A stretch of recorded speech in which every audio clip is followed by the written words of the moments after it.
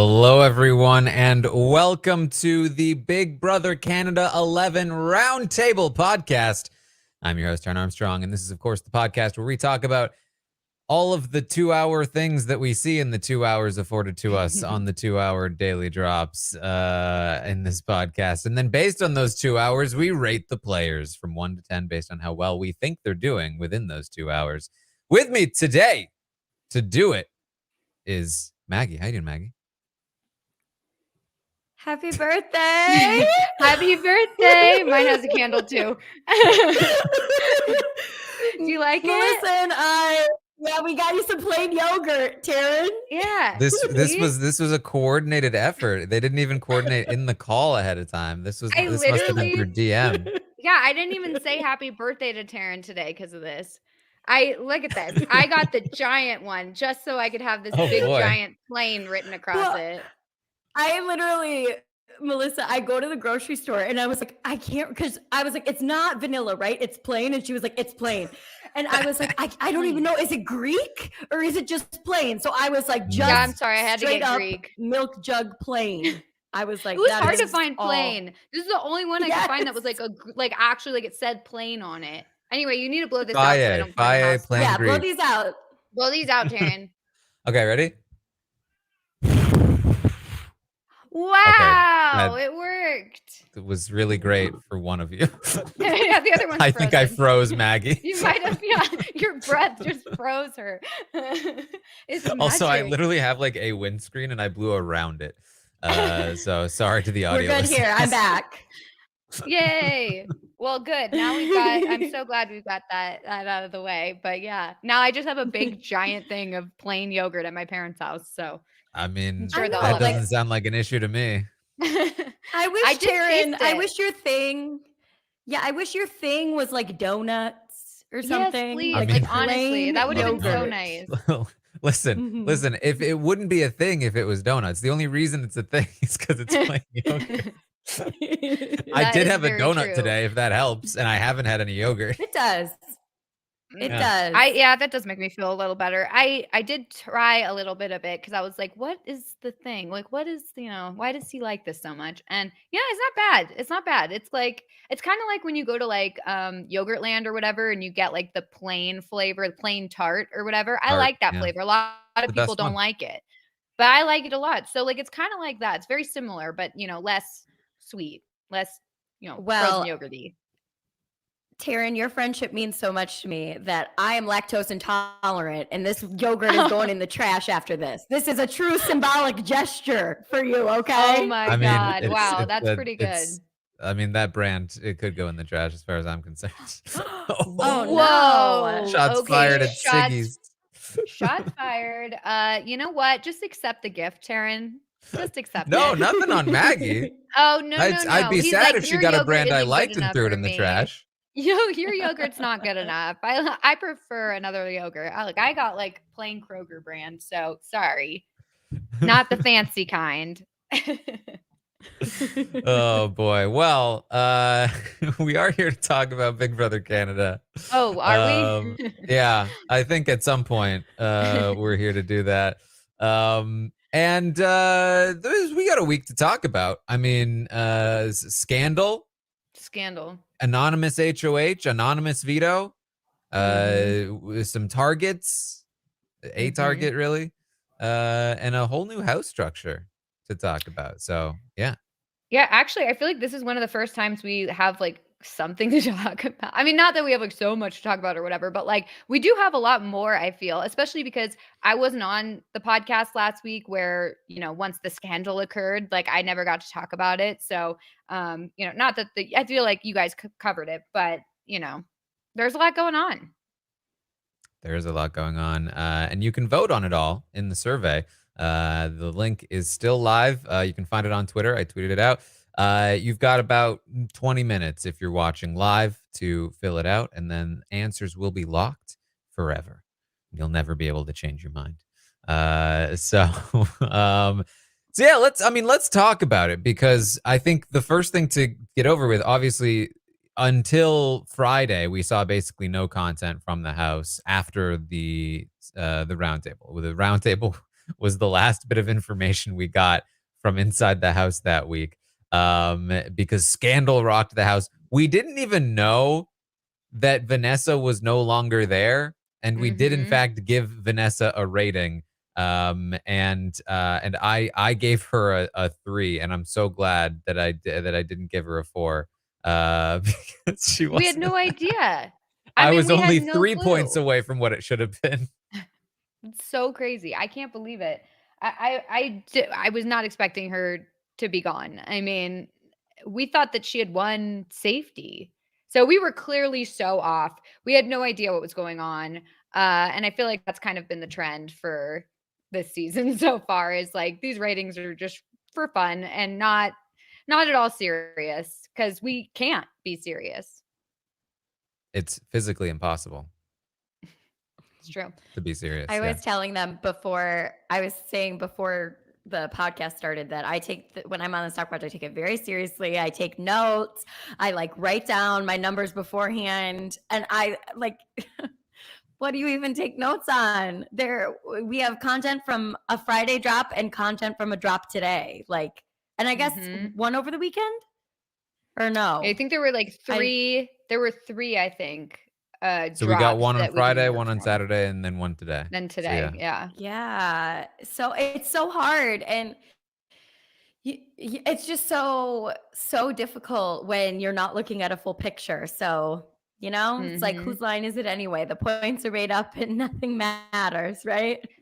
It's always so like shocking too when you see the episodes and you're like, whoa, all this happened. I certainly would have given a different rating had I known or whatever. And it feels like, I don't know, it feels strange because normally we have more information than like the TV watchers do. And so like we are able to say, well, actually, this person's doing like playing a much better game, or well, actually, this person's not playing a very good game. And now it's like we just only get the information that's given to us. And so I don't know who's playing a good game or not really, because like it could turn out that we're watching the daily drops or whatever. We're thinking that, Claudia or somebody is doing really well. And then you watch the episode and it's like, oh, actually she's the target this week, but we had no idea because we never saw any clips about it. So, it's just, it's tricky. It's weird. I think it's interesting in the sense that like it's a good way to sort of study structure, I guess, strategic structure, because that's all we can really I feel like a college professor. That's like all we can really look at right now, because you can't really tell what they're doing in a social and sort of strategic, like macro strategic level. So it's like we're watching, like last week it was like, okay, Koozie's making this move, which puts the girly pops into this position. And now this week we're like, okay, the girly pops have squandered their position, and now the shady bunch has usurped them into that position, and now they are here, and then Hope and Jonathan and Santina are over here, and the girly pops are here, and Ty and Dan are there. And it's like, okay, so like we're seeing these things move, but we're not seeing why all the time. We can guess, and we'll talk about it, but it's on top of all that, it's an interesting structure that we're seeing. It's with lots of these little like tiny groups.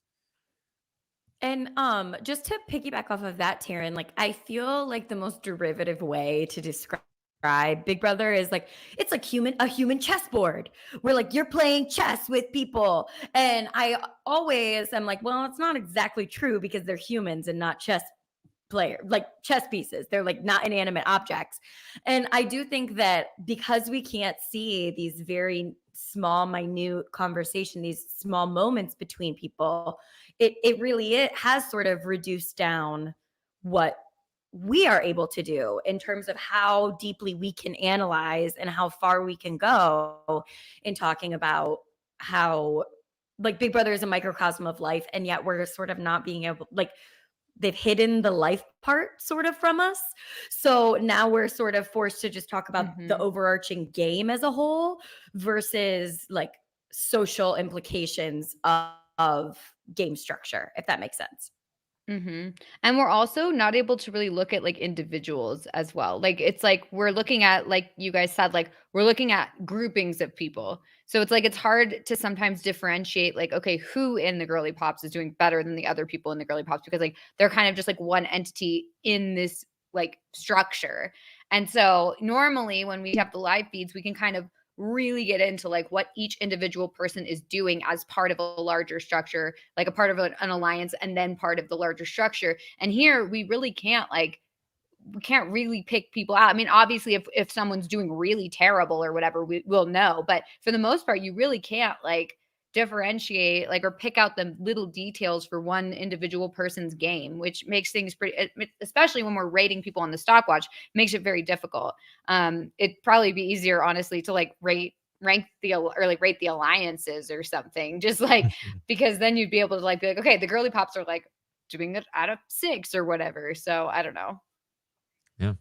Well, let's just talk through a little bit of what happened. Obviously, the scandal rocked the house. Vanessa left the game first. Then we discovered that Hope got a note from his girlfriend. What are the thoughts on this note? Are you guys team eject Hope or team who cares?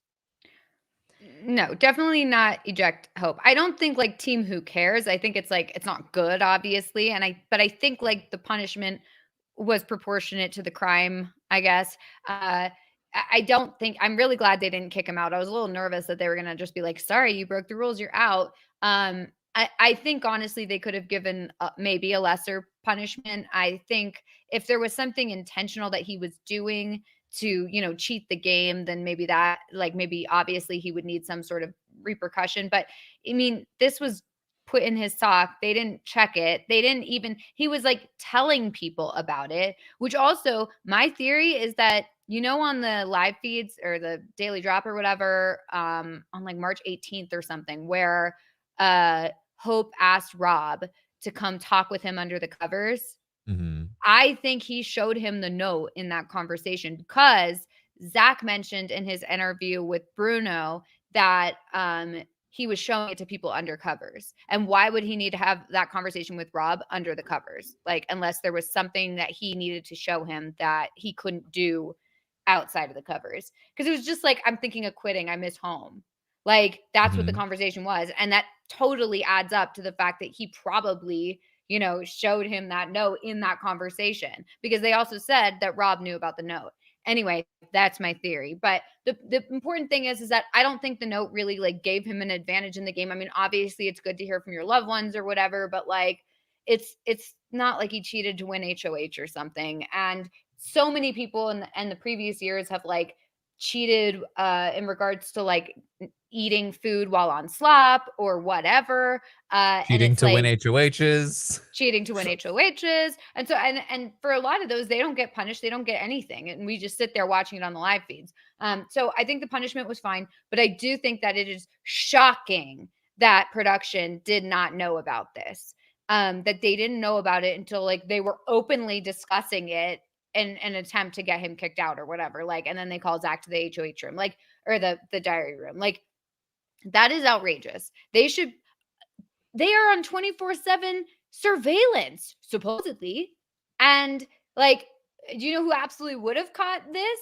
Is us, all the live feeders. So it is really, really wild to me that this did not come up, that they did not see him sharing this note or talking about it with people when obviously he was doing so.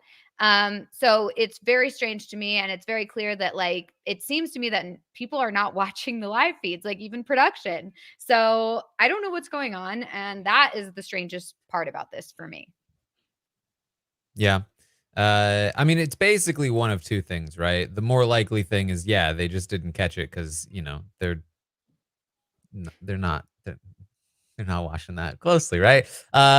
You could also, if you're particularly conspiratorial, say that maybe they did know about it and they just let it fester until it blew up, which is a thing that not Big Brother Canada production, but previous reality productions in the past have done on shady productions that don't have live feeds. Because it's the thing you can do when you don't have live feeds is you can manipulate the events of your game. So, you know, you never know. But I am much more inclined to believe they just didn't notice, because that makes a lot more sense to me given the content that we get in the drops. But yes, it is worth pointing out that Zach, outside of the game so far, seems to be saying that it's guys, it's not about the note.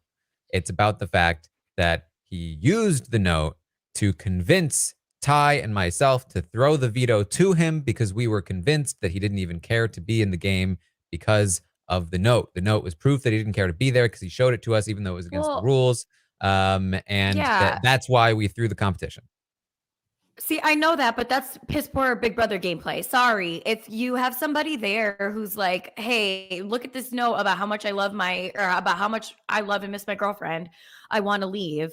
Give me the power of veto to take, no, just if you are already on the block, that's when, if you're a good Big Brother game player and two of you are playing in the veto competition, you say, why don't you throw it to me? I will make sure to not use the veto on you, and we will make sure that you go home to go see your beautiful girlfriend. Like, sorry, that logic, honestly, I think is even worse. Well, one way, it's either you have a bad attitude and you were a sore loser, and that's the first option. And the second option is apparently this story, which shows that you're a terrible Big Brother player.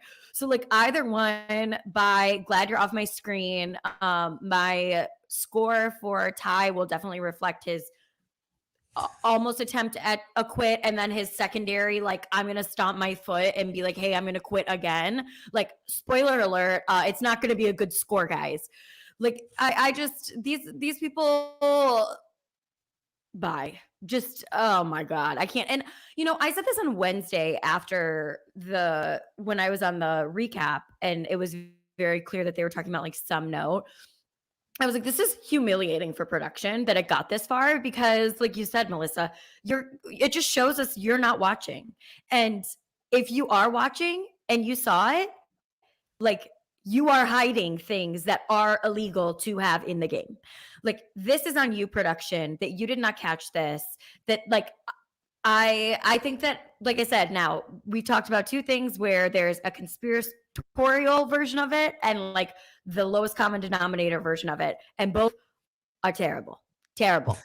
Both reflect poorly on the people that we're talking about. So yeah, it's just the thing that gets to me is that like this note or whatever wasn't an issue until they thought they couldn't get the votes. Like, if it really was about like the principle of the thing, then like, okay, he has the note, he doesn't get expelled, quit then. Like, that's when you quit. That's when you walk out for your principles or whatever. You don't wait, see that you don't have the, like, think like, well, maybe I can convince people to get me to stay. And then when you can't get them to convince them to get you to stay, like, then you're like, oh, well, now it's about the principle of the thing, and now I'm going to walk out. Well, obviously it wasn't about the principle then. So like that argument to me, like I just don't believe that. It just doesn't hold water. I think like the whole thing is just like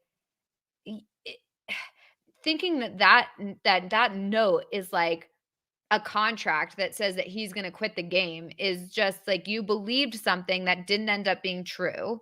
That's like on you. And you hope as a player is allowed to change his mind in the game, whether or not he wants to use the veto, not use the veto, stay, don't stay. Like, you can't rely on that. And like, if you do rely on that and then he changes his mind, like, oh, well, that's just the way it is. It's not cheating.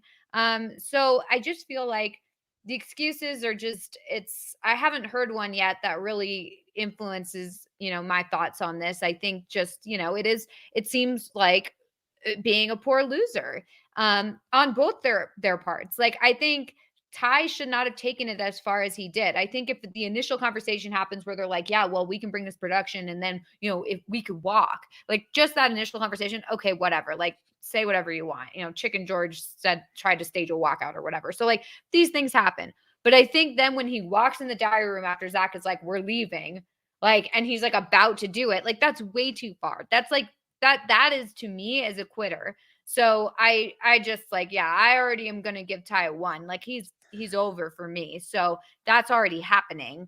We can just skip my conversation. Seriously, it's like it's just like that to me is just bad. It's completely horrible gameplay. It's like I can't imagine a scenario where he wins now. And it's just like it's So just sad. lame. Yeah, It's exactly. lame. It's just like, oh my God, you are so whiny and embarrassing. Like on that Wednesday episode, he had that whole conversation with Santina where she was crying because she was worried she was gonna go home. And then he and his best friend are like whining, like literally about to quit because they didn't get their way. Like, oh God. Are you not embarrassed? My thing is that, like, even if I did believe that, like, Zach's real issue is with Hope manipulating him, which, quite honestly, I don't. Nor do I believe that Hope intentionally manipulated anybody. At the end of the day, what Zach is saying is Hope gave me something that I knew was against the rules, and because of that, I felt manipulated into trusting him more. But you would only trust him more if you felt like this is something that I now have over you. You've given me something that I have over you, right? Like that's kind of the implication there. Because if it's not the thing, if it's not about the rules, then it's no different than a fake ring, a real ring. It's no different than anything. It's if what makes it special is that it's against the rules, then it's also then you using something that is against the rules to buy into a relationship or belief or whatever the case may be. And when it didn't work out in his favor, that's when he had a problem with it. It didn't work the way that it was supposed to for him. Like there's no argument that I feel I can hear that is not like I did go to production immediately and they didn't let me do anything about it, and then they edited it to make it seem like I went later. Like, okay, now I'm listening. Like that's something that actually, like, A, I could believe, and B, would make sense according to your own logic of you believed this was against the rules and he should be expelled for it. If you think this is an expellable offense, if you think he should have been expelled, then you should have gone to production immediately with expulsionary evidence. It just comes down to that. Yeah. And that's the thing is like, I totally could have, I mean, I can see a scenario where Hope shows the note in like a very like, confessional, intimate, like conversation. And he's like, look what I have. Like, I miss my girlfriend, blah, blah, like emotional, whatever. And then you're in a weird position because you're like, I don't want to sit there and like tattletale and go like straight to production and be like, look what he has. That's something against the rules. Like, I feel like in that situation, I would feel uncomfortable just like going straight to production. I'd probably tell Hope, like, you really should turn that in. You can get in big trouble. But I probably wouldn't like, I probably wouldn't rat him out. But then I also would not go use that. You know what I would do? What would you do? I would, assuming that this is normal Big Brother and not Big Brother with no live feeds, I would cam talk to the feeders and be like, everybody, I don't want to be a snitch. Help me. Like, please tell production. Like, I don't want to go to production, Yeah. But of course, in this situation, you can't. Or even like saying in your conversation with Hope, like, are you supposed to have that? You're not supposed to have that, or something like that. Just like something very small that, like, if production is doing their job and watching the feeds at all times, then they would hear that and be like, okay, clearly Hope has something. I'm just going to ask him about it in the diary room. Like, it's weird to me that they're in all the conversations where Hope showed this note to somebody in the house, there was no part of that conversation that tipped production off as to like, oh, there's something that they're talking about that they're not supposed to have. Like, he shows them the note and they're just silent. They're stunned into silence. Like, I don't know how there was no like indicator in those conversations for production to be like, maybe I should follow up on this. Like, maybe I should investigate and see what's going on here. Like, what are they even talking about? What are they referring to? It's just weird. It's weird. Well, I did poll the audience. I asked the audience, do you think Hope should have been ejected from the game? And in what might be the most lopsided results we've ever had, 98% of the audience said no. 6 people, or should I say 5 people and Zach said yes. Yeah, that's about right. I mean, I think that like like this situation was so minor that like we had people allegedly past winners of Big Brother allegedly during their seasons getting fed in the DR during their, you know, or like eating when they were on slop that was clearly visible. Like there's been offenses, I feel like on a very similar level to this that like have not led to any sort of rule like you're not allowed to vote, you're not allowed to, you know, like HOH Some people stuff. got whole messages recorded for them in BBUS. Some people have had codes written in their letters. You know, Some people in have terms of that had stuff. their showman's partner come back for a Pandora's box and leave them a note written in pretzels.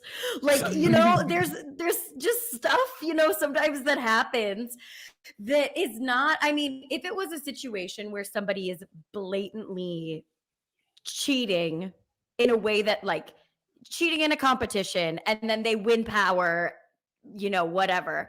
But I just feel like there's been so many situations where things sort of similar to this have happened. And, you know, that's not grounds for expulsion. It's just not. Yeah. Okay. Well, that's that situation. Zach leaves the game. And despite this, We both got cheated, and that's the hard part for me. Like, I don't know what to tell you. My game was your game. Bro, we gotta walk. We said we were gonna walk. Ty does not walk.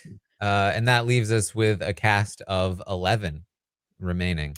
I gotta say, that was a really fun episode. Like, I know some people were like really upset about it or whatever, and like just like, oh, well, that's not the kind of episode I want because that's like, you know, disrespectful to the game, which like, yeah, quitting is disrespectful. But to be fair, it makes for a very exciting episode. And the drama was really intense, and I had a good time watching it. So yeah.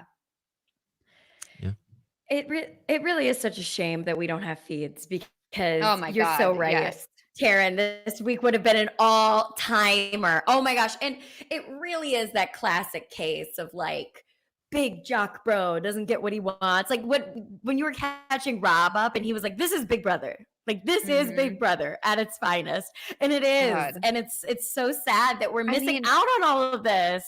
And like Koozie was an amazing HOH. I mean, it's so like good. she did everything that we wanted. Like we were, you know, worried. Oh, you know, are the bros gonna get their way? Is she, you know, originally in the week when she's talking to Ty and she's talking about how she wants to put up like Claudia and Vanessa, and we're just like, oh no, not this. And it's like she turns out she's just like she stands up for herself. She wants to go against the bros. She's not afraid to say like, you know, to get in a fight if she has to. And, you know, and with Anika like backing her up in that fight. And then when she like turns on Daniel and it's like, Daniel, you stay out of this. It was just like, oh, it was so good. I just thought it was so fantastic. Like just the fact that she was so strong and also doing like the thing that we all wanted to happen. Like we all wanted, you know, her to stay strong and not just like let Zach and Ty run her HOH. I just thought it was so awesome. And I just wish we could have seen her in action. You know, it just would have been so good.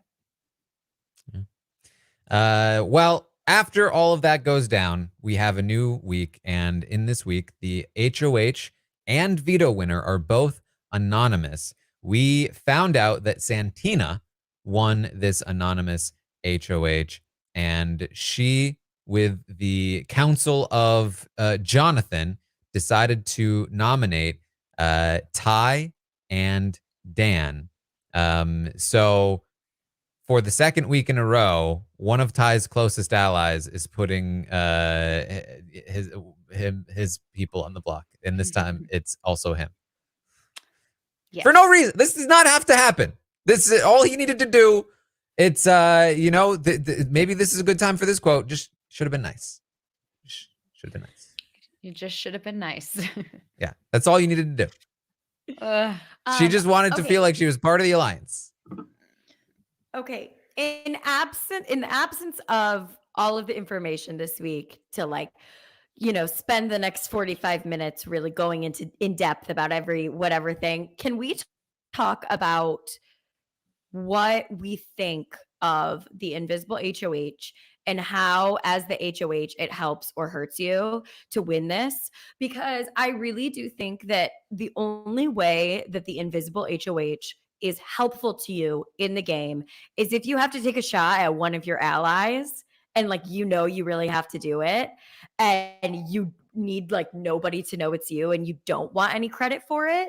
But somebody like Santina, this whole situation, I think, is actually really, really hurting her that nobody knows that she's the one who's doing this, because she could be using this to really help solidify allies, to really help get her in with a group, to prove to people that she's trustworthy.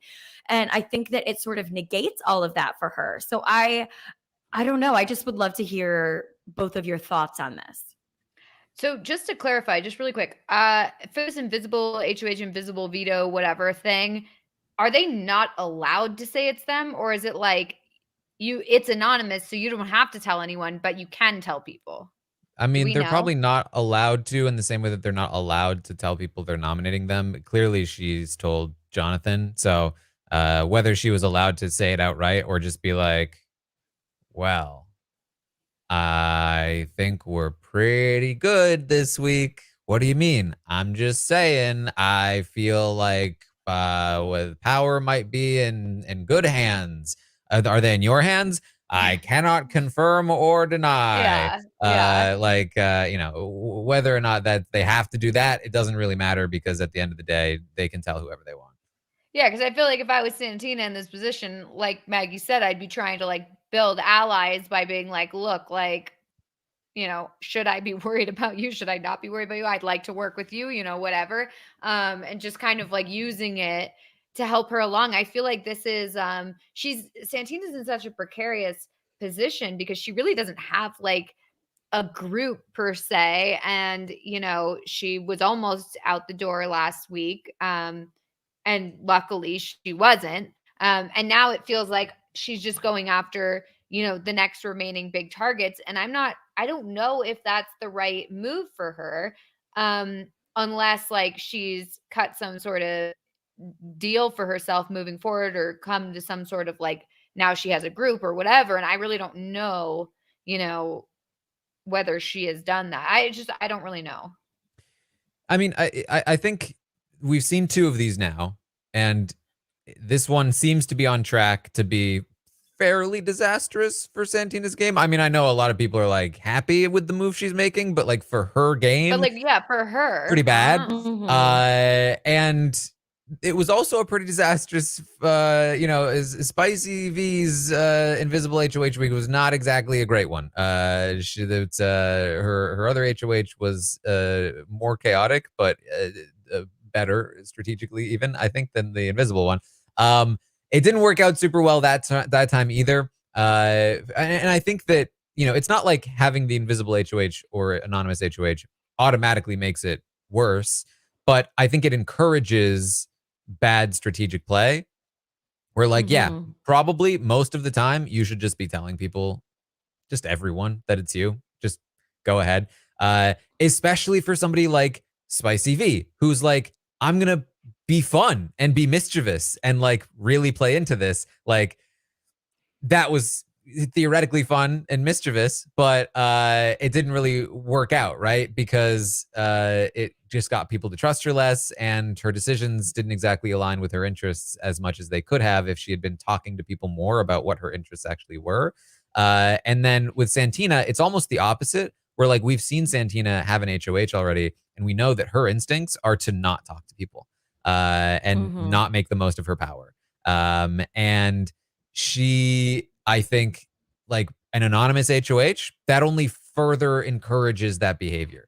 It really plays into how she already played her previous one HOH, where it's just I only need to talk to one person about my strategic moves, and then everybody else is kept in the dark. And that's what it's supposed to be this time, because I'm anonymous.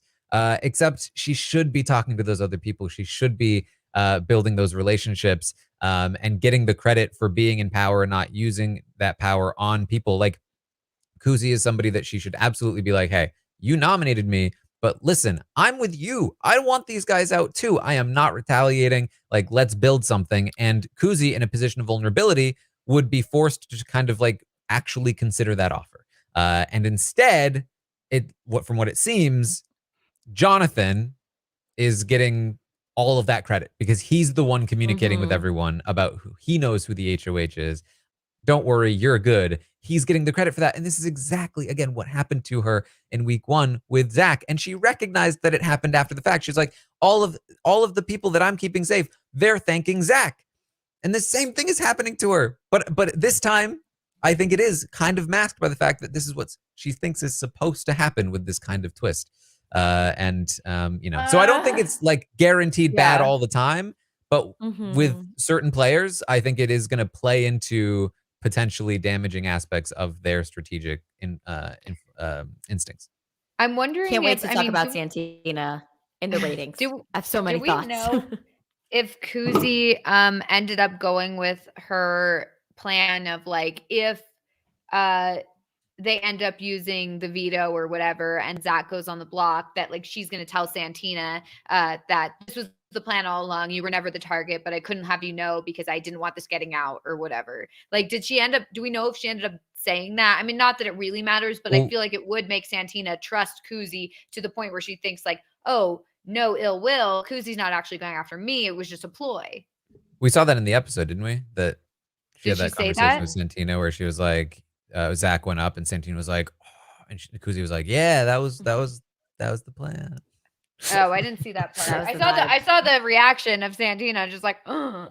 I loved that reaction. It was like she was like, oh boy. I loved that. That was so good. Yeah, well, so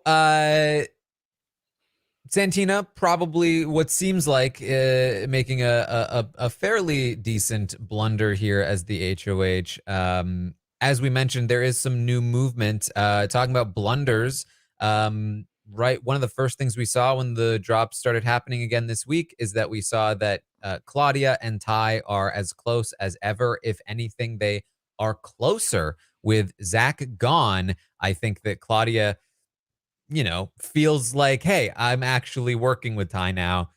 And the barrier that existed between them seems to be shrinking pretty dramatically. And so not only is it shrinking, but it's shrinking very publicly. And one of the first things we heard from Jonathan was that he was like, I'm disappointed in Claudia for sticking with Ty so much, basically, which is a big blow to Claudia's game. And we have to imagine one of the reasons why Jonathan and Hope are gravitating toward the Shady Bunch, as we have discovered that they have now created an alliance with the Shady Bunch. Jonathan, Hope, Daniel, Koozie, Anika are a 5-person alliance, we presume, and that has left the Girly Pops out, and the Shady Bunch are now in the power position. If you listened last week, I talked about how Koozie's move kind of put the Girly Pops in a really powerful place. Renee recognizes that. She's been trying to hold on to it, but despite her efforts, both Claudia and Shanaya seem to be very publicly and privately siding with Ty and Dan in ways that are preventing them from maintaining their middle prime position. And so instead, the Shady Bunch have kind of snuck in there and taken this very prime spot. I have a question for you, Taran. Mm-hmm. What is Shanaya doing? Like, you never ever talk about her on the drops. I never see anything on the episodes. Like, is she doing anything? I don't think I've seen her talk game in weeks. I'm sure she does. She's just not on the drop. Yeah, like the last thing they showed us of her basically is like her little like rejection thing or whatever. Like that genuinely might be the case. Yeah. Yeah, there's not much. Okay. Which like it's like it could be a good thing and it could be a bad thing. It could be like she's just not a target, she's not a focus, so she's just like blending into the background on purpose, or it's literally that she's not doing anything and like there's no way for her to win because people won't respect the fact that she's not doing anything. So we don't know. Yeah, like is she like because it seems like, you know, the rejection with Rob, and now she seems firmly with Dan. Like, is she just like the showman's girly in the house who, like, if she is attached to the right showman's, could make it far, and like if she's not, people don't respect her. Like, I just don't even.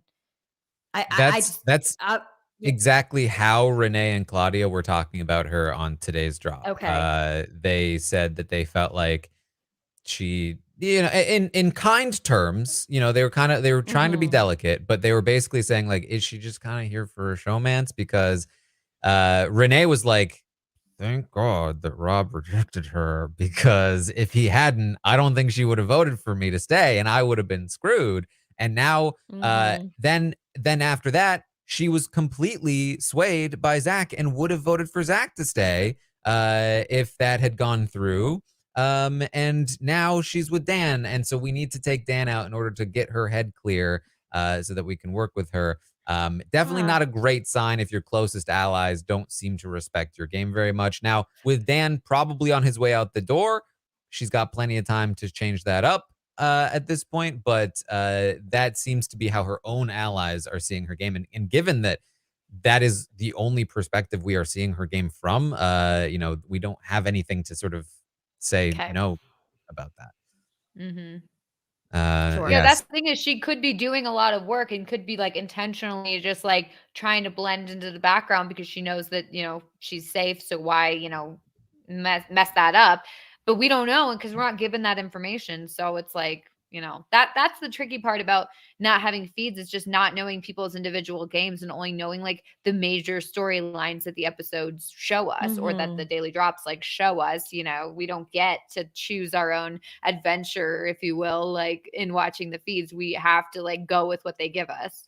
And this is what I Mhm. talked about with Taylor too, where it's like we are hearing a lot about Shanaya and it's not super Mhm. positive and it's Mm-hmm. absolutely like this is all we know. And so this is how we sort of see Shanaya. But we're not really seeing it ourselves a ton from Shanaya. Yeah, And and so like that's what happens when you're not able to watch it. And it's unfortunate. it feels like disrespectful to her, honestly, that like this is all we know and like we really can't say anything more. Like I do wish I knew because I love to like psychoanalyze and get in there and all the little details. And like when the only details you're getting are this, it is sort of like, well, okay. Yeah.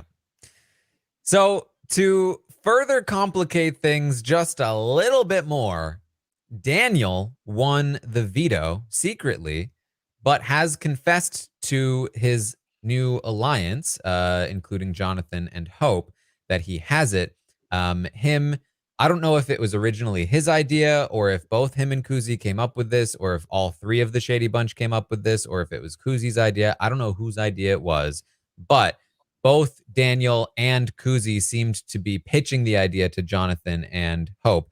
And it really, I mean, I say both of them, but Daniel pitched the idea, and Koozie, I think, was pretending that she didn't know ahead of time, but we know she knew ahead of time. Um, and she was certainly trying to back up the idea that it was a good idea, it was a smart play. And the idea is that Daniel pitched to Jonathan and Hope is, what if I use the veto on Ty, and I tell him that I'm going to do this, and the purpose is to, you know, get an in with him, have him owe me one. And then next week, even though we're all targeting Ty, worst case scenario, he wins HOH since we already plan to evict Dan anyway. Um, that I have this in with him and I can do my absolute best to sway him away from you guys. And maybe even get him to vote the way we want if there's a vote that we need that to happen because, you know, we didn't win HOH or whatever the case may be. You know, again, like because he's going to stay anyway, we might as well use what we have to win something with him, which is like, it's in my eyes not a great pitch because if I'm Jonathan and Hope, my response is, okay, I hear you. I think that's a good concept. Here's something better. What if we all get some credit with him by voting to keep him this week? Instead of just you, by using Right, the that's veto the on thing. him. It's only good for him. It's not good for anyone else. If I'm hearing that, I'm like, yeah, that makes sense for you, but like, what am I getting out of this? Because okay, I guess like you get safety if he like gets HOH or whatever, and then like you're gonna try and influence him to not like put me up. I don't, that's not it for me. So it does not. It just it makes me feel like, coming from Daniel, it makes me feel like, oh, he's still like thinking about like Zach and Ty and like wanting to work with them and like liking Zach like as a player or whatever. Like it just makes me mistrust or distrust a little more Daniel, because it makes me feel like, oh, he's trying to have like some sort of parachute. Like he wants another plan. Like he doesn't want to just work with us. Maybe that's not the case. Maybe he like legitimately is like thinking this is good for the group, but like I would be suspicious for sure. I personally don't think either Koozie or Daniel see this as good for the group, given how Koozie talked about it in her cam talk, where she was basically like, yeah, I'm going to twist the truth. I'm going to get as much credit out of this as possible with Ty personally. And she also personally talked about Ty as somebody that she didn't want to screw over, and that she like, I love you, Ty, because she was talking to Ty as in like once he's out of the game and he watches his back. And so I don't think she's as on board with taking Ty out next week as Jonathan and Hope are. I think she's perfectly willing to let Jonathan and Hope make that move, but I don't think she feels the need to, especially if she gets some credit out of this. I think she would sooner go after Santina at this point. And I think which that's great obviously for her. exactly. And Like, so I think that's fantastic, a good idea, but not so good for the group as a whole. exactly. So I think that Daniel and Koozie here are essentially pulling one over on Jonathan and Hope, and Jonathan and Hope are seemingly falling for it hook, line, and sinker, as they're like, wow, that's a really good idea, Daniel. You're so smart. Like, this is going to be so good for us.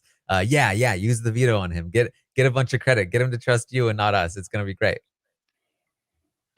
Yeah, see, that's the thing, is like, I don't understand why the group, like, I totally get it from Daniel's perspective. And if Koozie thinks she can like get something out of it, totally get it from her perspective. But like for the group, it's like, just leave them both on the block, and then they're mad. They're happy that you didn't vote him out. Like you make it seem like, maybe I don't know what I'm going to do. Oh, wait, you've convinced me. I'd like to work with you or whatever. Like I'll vote out Dan. And then Ty's mad at Santina because Santina is the one who did this. I mean, if it gets revealed, or if they can say like, it wasn't me, it was, so and so. And so I think like there could be a way, like you said, to leave them on the block and have, the only person he's upset with is Santina. But I also think I can understand from Daniel's perspective, like if he doesn't use the veto, that makes it worse for him, because it's like he had the opportunity to take down Ty and he chose not to. And so like there's no way around that. Like, I mean, I guess because it's an anonymous, this all kind of goes out the window. But just if this information gets out and it's like, okay, Daniel won it, he could have taken you off, he didn't, I'd be pissed about that if I was Ty. Yeah. I mean, I honestly, I think it's a very good idea.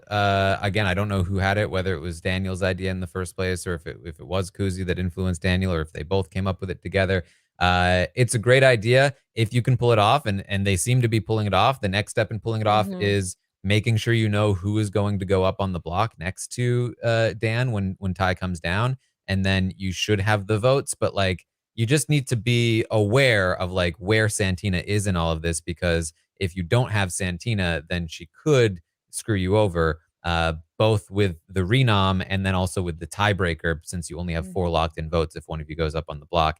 Granted, I mean, again, the Shady Bunch are in such a solid position that like, one of the girly pops, at least Renee probably, would be a vote to take out Dan over Koozie if Koozie went on the block, I would imagine. And then that plus the 4, from the Alliance and all that is all, I don't think that anybody would actually be in danger, but you never want to leave that open for a small benefit of like using this veto, right? So Do we know who I Santina assume would put up? we don't know. Okay. I don't know if they know. I assume that they feel like they have contingencies in place, or that they have a good idea of who Santina would renom. Like, why Jonathan would they and want to Hope risk didn't this seem too? concerned. Like, it's not like a situation where like, oh, okay, well, Koozie's HOH, and they know who she's going to put up as the renom. So, and it's not going to be any of us in this alliance. So it's safe to, you know, take Ty off the block and earn some goodwill.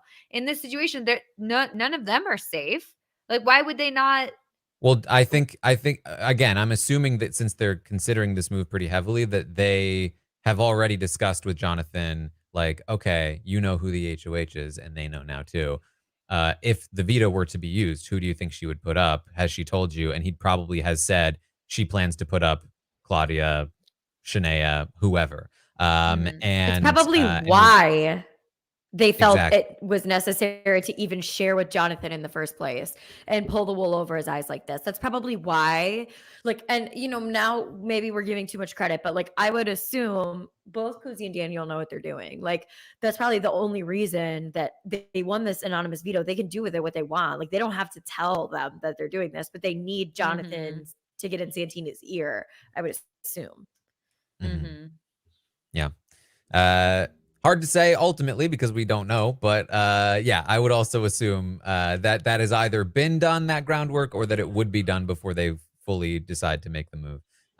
So that's about what we have. Oh, somebody did ask also, like, why Dan over Ty? Basically, what we've gotten is that Dan is just straight up better at comps, they feel. Ty did beat Dan, or sorry, Ty beat Dan at the first veto competition, but Jonathan feels like that's only because Dan's slop was sloppier in the throwing of the stuff, and that Dan was actually on pace to beat Ty prior to that. Then Dan, you know, dominates that HOH competition that he won, and then apparently he did very well in this veto competition as well. And they just feel like Dan is a comp beast, Ty a little bit less so. On top of that, the social stuff. For as much as people might be mad at Ty, you can be mad at somebody but still have an open line of communication, and that's something. Versus this guy has done literally nothing to me, for me, at all. I don't know where he stands whatsoever, so I'd rather keep the guy I can at least talk to over the guy who doesn't speak a word to me. And so that's a huge part of it as well, I think. In the way that last week I said, you know, if you're choosing between Zach and Ty, sometimes even though Ty is clearly the more like the better player, at least you can talk a little bit more to Ty. And Zach is like miserable to talk to. Like Ty, really, all of his allies, or from what we saw in the house, it seemed as though Zach was miserable to talk to. But all of his allies are like, he's better socially and better at Big Brother than all his allies. So even though Ty is like creating this huge target on himself and his allies, he's like the lesser of the evils that are around him to all of the other people. He also right? just like continues to target his own people. Apparently him and Dan have been going around saying Renee, they think that Renee is the invisible HOH, and he's telling Koozie that he wants to target Renee, when Renee is like one of the few people that he might be able to pull at this point, because she's willing to, you know, swap from side to side based on who needs it, and he needs it. I So, have a theory. When yeah. we get to rating, I have a theory about the way Ty operates. Okay. All right. Let's go over some of these Preview. questions, then we'll get to the ratings. So I did ask the audience how they would rate the episodes of Big Brother this week. And the episodes got a 5.9. Honestly, they were pretty Cracked fun. above the average. I think probably because of the one episode. Yeah. I would agree with that. It was very exciting. Yes, I think it was a good episode of television. I would say though, like, even though it was a good episode of television, you also have to, like, there were still people that were upset about it. Like, not everyone loves quits all the time, and you know, not everyone loves just dumpster fires. So you have to be like somebody that likes dumpster fires, doesn't mind quits, and in that case, you're like, yeah, that was a banging episode. Otherwise, you're like, you know, I guess it was a little entertaining, but I'm upset about it. And it was one episode of the 3, so you know, Yeah. the other 2 were like, how would you rate the drops this week? A 2.7, down from last week's, probably because we didn't have them. for most of it. Mm-hmm. How would you rate the season Correct. as a whole so far? A 4.0, up from the 3.5. Look at that. Wow. Okay. Just 1 point below average.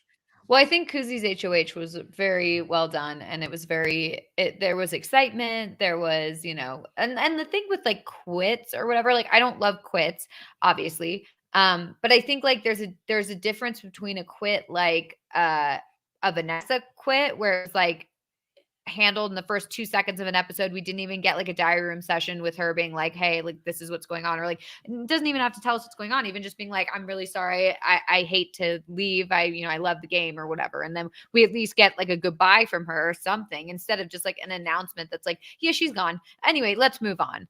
And so I feel like that kind of quit for me, like I don't like that. It's boring, number one, and number two, like there's no closure, there's no like there's something to discuss, because it's like, oh, well, we don't know what's going on, so we can't even like go off of anything. That's not fun. But the whole drama surrounding all of this stuff was very exciting with the Ty and Zach quit situation. Like that's an exciting like hour versus just like a shuffling off of Vanessa in the first 5 minutes. Yeah, I agree. Asked the audience to rate the competitions this week. They gave them a 3.8, up from the 2.8 last week. And I would agree with that as well. I mean, honestly, if anything, that's maybe a little low at this point, because I actually felt like the competitions this week were okay. Visually, they were okay. Maybe still a little, a little bit physical with the whatever the tooth one, I don't know, the whatever that one was. And it's with the water. And then I asked the audience to there you go. Britta. How'd you rate Santina's? This is the week that had the fun derby one or whatever. That was a good one. The one with that Koozie one, where they had like the things teetering off the thing, and they like rolled it was like croquet. They looked like they were dressed in derby outfits, whatever. But it was I loved that one. I think the competition should have been rated higher. Honestly, I thought that was a fun one. Yeah. Very well done visually, and like just like cute costumes. I liked it. Asked how the audience would rate Santina's HOH, and I smell a little bit of I like what she did here. They gave her a 5.1, and the Koozie's HOH was a 5.7 from the audience. And in the first week, Santina's HOH was rated a 2.5. If anything, this might be even worse in my eyes. So I think it's like they're happy with the outcome or the potential outcome. So they're like, yeah, she's doing great, but not necessarily for her. I don't know if I agree with that, Taran, that this is worse than the first week. Because I don't think it's worse than the first week. The first week destroyed all of her credibility in the house. Like, absolutely destroyed it. And like this, if she was more forthcoming and was having conversations, could actually bolster her credibility. But because she's not, it's just keeping it where it was prior, in my opinion. Yeah, I mean, I like on one hand, I gave her more leeway in the first week because it's her first week playing the game, and whereas this week I feel like she should know better, especially after the first week of experience. But then at the and then on the other hand, it's like I feel like she's in a worse position now than she was at the end of the first week, because at least even though she did a move that didn't really benefit her, like she was still surrounded by a bunch of targets, whereas now she is kind of just like out there on her own a little bit. So she's in a worse position to start. Fewer missed opportunity in this week for sure. So yeah, I mean, still just bad though overall. Do you agree with Santina's target? 73% said yes, they agree with Santina's target. Maybe I should have put for her game. Yeah, for her or for you. That was implied, but not quite sure. Who was a better target for Santina? I Well, I guess that depends. Like, I don't know who she's working with, so I don't know, or Yeah, like it's who tough. she feels like she has a good relationship with. Yeah. Like, it should be whoever she should be trying to figure out who she has a good relationship with, and then targeting whoever they're trying to target, and then that way, she can hopefully get him with them and like show some goodwill. But I don't know. I don't know who she's working with. Yeah, I mean, ultimately, the people that have talked about like Hope and Jonathan don't really plan to target Santina, right? Mhm. Ty and Dan don't really plan to target Santina. So those are people I would probably not target. Pretty much everyone else in the house, the Girly Pops and the Shady Bunch, have all talked about targeting Santina. So I feel like I agree with the chat. any The of chat them. is saying that Claudia would be a good target because then that could bring Ty closer to her instead of Claudia. And I feel like that actually is a really good point. Even I think, honestly, yeah. I'm not obviously it can't even happen. Don't get mad at me for suggesting this. I can't even put it into the ether because it's already passed. But like Uh-oh. Claudia and Koozie wouldn't have been bad noms because you then get the Girly Mhm. Pops and the Shady Bunch to battle it out between each other, between themselves. And she You could have probably said, Koozie targeted me last week, or Koozie put me on the block. Like, it's well, just, you just keep you it a know. secret Oh, if you well, need yeah. to. But if she gets found out, Yeah. whatever. And then it probably ends with Claudia leaving because I think the Girly Pops lose that battle considering what's happened this week. And then now Claudia's gone. Ty needs you, and Ty's mad at all of the Shady Bunch and Jonathan and Hope and all of those other people for voting against Claudia. And it kind of works. It kind of works. That's just looking at the pieces like it's a chessboard, and it's ignoring what also could work, which is like do this, but get in with Koozie and the Shady Bunch and everybody, which also could have worked a lot better. So, just ideas. Ask the audience who you want to be evicted this week. 71% said Ty over Dan. Probably not getting your way, but Yeah. close. Understood. Right. Favorite players. Do we have a guess at the top 3? Koozie, number 1. Yeah. I would Okay. say Koozie and Anika and I think Renee. people probably like Renee. Yeah. Yeah, I was going to say Renee. You're both close, but just a little bit off. Koozie, number 1. Anika, number 2. Jonathan, number 3. That makes sense. Renee, number 4. Yeah. People like an underdog. What about the bottom 3? Ty. Ty and Dan. And honestly, maybe Daniel. No. I would say the other one, Shanaya, because you don't think about her. Maggie nailed it. Ty at the bottom, Dan, and then Shanaya. So the overall list is Koozie, Anika, Jonathan, Renee, Hope, Santina, Daniel, Claudia, Shanaya, Dan, Ty. They don't Makes like sense. that Claudia and Shanaya are sticking with How Dan the and mighty Ty. have fallen. How the mighty have fallen. Yeah, quite the drop for Daniel, who was 3rd place last week. Now down at the bottom half of the list. And Renee and Jonathan continue to do well. Renee with another big jump this week. Hope with a big jump this week as well. Even Santina doing a little better, I think, probably because of her.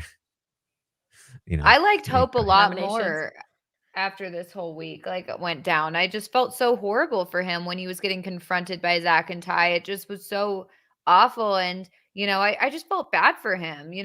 He shared this information with them because he felt close with them and that he could trust them. And then they went and turned around and used it on him.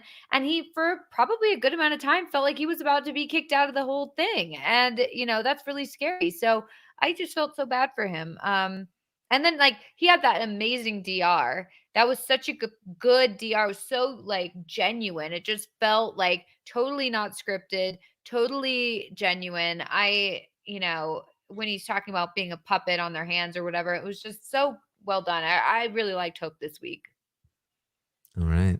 Are we ready to rate the players? Yes. Yes. Let's do it. This is, of course, where we rate the players from 1 to 10 based on how well we think they're doing in the game. And we've lost 2 people this week. Zach and Vanessa Jeez. now out. And we will start this week with Anika, who is doing great. Honestly, like, first negative thing I've heard about her was today when Daniel and Koozie talked about her being a bit of a leaky ship. That she's apparently leaked some information.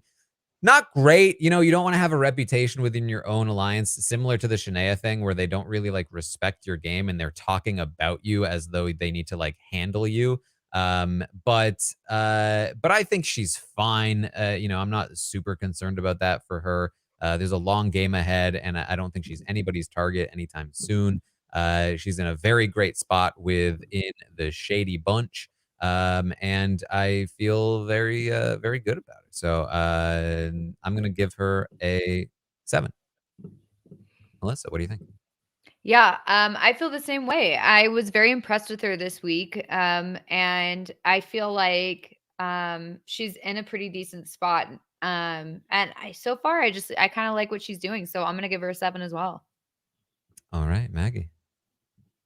I agree with the 7. That was what was in my brain before you said it, Taran. I think that 7 is appropriate for Anika because she is in the Shady Bunch, who are the best positioned group in the house. I think that she would not be targeted over Koozie.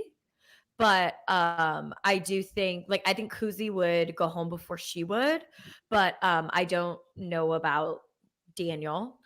But I also think that out of the 3 of them, Koozie, Anika, and Daniel, she is, although she has absolutely picked up the game and run with it, she's probably at this point the least strategically like sound in terms of like what she is actually able to come up with and generate, which, you know, could be untrue, but from what we've seen, the 2 hours a day that we've seen. So that's why I'm putting her at a 7. All right. The audience just a little bit lower on Koozie or on Anika. They gave Anika a 6 this week. All right, let's talk about Claudia because last week I gave Claudia an 8 on position alone, basically. I did not know what she was doing in the house. I had not seen her on the drops, but I said her position is so fantastic because she is in the middle of everything. With Zach leaving, she will have Ty and Dan. She will have Jonathan and Hope. She's in the girly pops. She's got this new alliance with Koozie. She's got all of the pieces, you know, and she can play with them however she wants. And apparently, how she wanted was to just to stick with Ty. And I know that I want to be clear about this. I don't think she's like actively making the decision to be like, nah, I'm just with Ty and I don't care about the game. I think she's actively trying to play the game. I don't think she recognizes the damage she's doing. I think she feels like, yeah, my spot's great. I can hang with Ty all I want, and like I'm in a great spot. I don't think she realizes that how careful she needs to be playing this kind of game. And I think she's getting a little bit distracted. And so definitely some missteps here. I feel like her position should be so much better because I gave her such a good rating last week. I feel like that's all the more missed opportunity this week. And it's possible she even ends up on the block this week, which would be not great. And even if she doesn't, losing Dan, being down in the numbers and not even really knowing what's going on in the game, I could easily see her on the block with Ty next week. And then what happens if he wins the veto? Like, that's just bad news. I'm going to give her a 4 this week. Yep. I totally agree. I want to give her a 4 as well. I was so disappointed in her this week. Even just like, I mean, on the episode, she was like, it seems like they're trying to control me and I don't like that. I'm not going to vote with them, whatever. Like, and I was like, yes, good. She's recognizing it. And then it was like the second she thought Ty might leave the game, she was just like so distraught. And it's like, okay, I get it, but don't you see what's going on around you? Like, don't you see that he's like an anchor that you're now like tying yourself to? Like, it just doesn't make any sense. And she really should look more at like her position in the house and his position in the house and how he is, you know, he's sort of on his way out the door possibly within the next few weeks. And it just it doesn't look good for her to be tying herself to one of the biggest targets in the house. I mean, at this point, Dan and Ty are the biggest targets in the house, and an easy way to ensure that Ty goes or to ensure that Ty votes Dan out is to put Claudia on the block. And it's not worth it. He's not a good ally for you in the house. I mean, it's first of all, his conversations with her, I don't like the way he talks to her. So that's already not good. Then he's not even a good ally for her because he won't give her any information and always like is just questioning everything that they're talking about and just they're not getting anything out of this. So I don't like what she's done this week. I really hope she turns it around because I do really like her. And so I hope that this Ty thing is over. Yeah, the conversations we've gotten between Claudia and Ty in like this week on the drops have mostly consisted of, see, I told you we should have kept Zach, and if you had to choose between me and Renee, who would it be? Which is like just not very productive. Maggie, what do you think? Yeah, I'm gonna go with a 4 as well, which is a big oof, right? With a score. Yeah. I mean, yikes. Sorry if you had Claudia stuck. Yeah, I'm gonna go with a 4 because I think that this happens in Big Brother when you start to, like you said, Taran, like you start to feel comfortable. And then on top of that, something incredibly dramatic happened in the house that like, you were like, okay, game wise, I feel really good. But like actual like stress wise, I do not feel good. So you do then at that point, I think really search for comfort. Like, I feel like you saw it in Big Brother 21 with Jackson and Holly. Like they got very close after the big blow up on day 43. Like I think that when there's like a big fight or a big, house incident, that sometimes brings showmances closer together. And I do not think that this is a good situation for her. And I think a 4 is correct. Well, the audience does disagree. They actually went with a 5 for Claudia this week. So interesting that they don't think her position has changed at all because they gave her a 5 last week. That's true. They're like, no, she's good. She's good. Let me see the score. The score is down. It was a 5.09 last week, and it's a 4.6 this week. So it is down, but still rounds out to the same 5. All right, I a little bit screwed up the order, but Maggie, what are your thoughts on Daniel? Oh, I don't want to go first for this one because I think people might think I'm crazy. Okay. All right. I know. I heard the DRs. I heard the DRs about Zach, okay? I know. But he's doing a really good job. Everyone in the house includes him at this point in their end game plans. And we're still at how many people are left? 10? He's in every single person in the house's end game plans. Like when there's only 5 of us left, when there's only 4 of us left, when there's only 3 of us left, the only people that he's not in their end game plans is the person who's going to go home this week, Dan. I think that Daniel is really, really well positioned. I'm fluctuating between 2 numbers here. I really want to give him, oh my God, people don't be mad at me. I really want to give him a 9 for position, but I do not trust his judgment is the only thing. And like what he did today with Jonathan and Hope should not have worked, but because they are maybe you'll see their scores later. I cannot give him that. So I'm going to give him a low 8. Okay? Not a high 8. It's a low 8. But he's doing A very low well. 8 from Maggie for Daniel. Okay, well, I can tell you the audience not on the same page, as Of you course not. probably could tell. Like all my The qualifiers before my score. the audience gave Daniel a 5 this week. Oh, come So on. I agree, actually. I think that's Oh, low come bottom on, for sure. Taryn. No, I agree with you. That the audience is wrong. Like, oh yeah, Taran, you're right then. You're a genius. Yeah, no, Taryn, happy birthday. Happy birthday. Yeah, I happy knew- birthday. I You're always knew. right.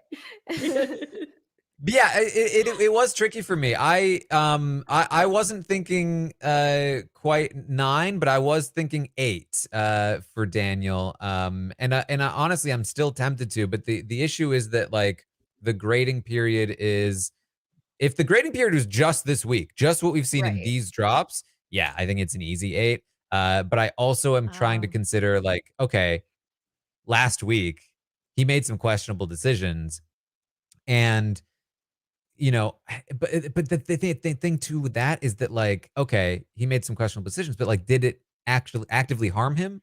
Like, Right? doesn't And seem like it. He was able to smooth it over with Koozie and Anika, and he still has Ty on his side because he was so adamantly fighting for Zach. Like, those people still think that he was like, he was able to hide all of his allegiances because of his like love of Zach, which, look, not good. Okay. But sort of stumbled into being good. Yeah, Right? I mean, it's like it wasn't and that's the thing too, it's like we mostly saw it in the edit. Like Right, we don't know. I know. like, and the edit was obviously, it's obviously going to make it as dramatic as possible. Like I don't think that he was fake, even though this would have been a decent play. I don't think he was faking this to make it seem like there was strife between him and Koozie. Again, would have been a decent play though if they had. But it is possible that what we saw was a more dramatic version of the actual events. But what I did see, I genuinely believe, I really think he was upset about the Zach situation. I saw his, how he acted in the altercation with like, hey, both sides need to settle down. Okay. And so, it definitely made me question his judgment a bit. And even though it didn't seem to play out in a negative way, it's also possible that it has. And we just haven't seen that yet. So I am going to dock him 1 point for last week, and give him a 7 this week.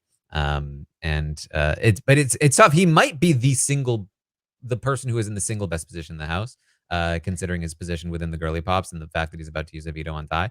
And he didn't have to make a target of himself last week, but last week I got to do it. Melissa, what are your thoughts? Yeah, I mean, this week has been very good for him in regards to winning the veto and possibly doing this plan, and the fact that the people he's working with are like, yeah, this is a great plan, and even though it's really only great for him.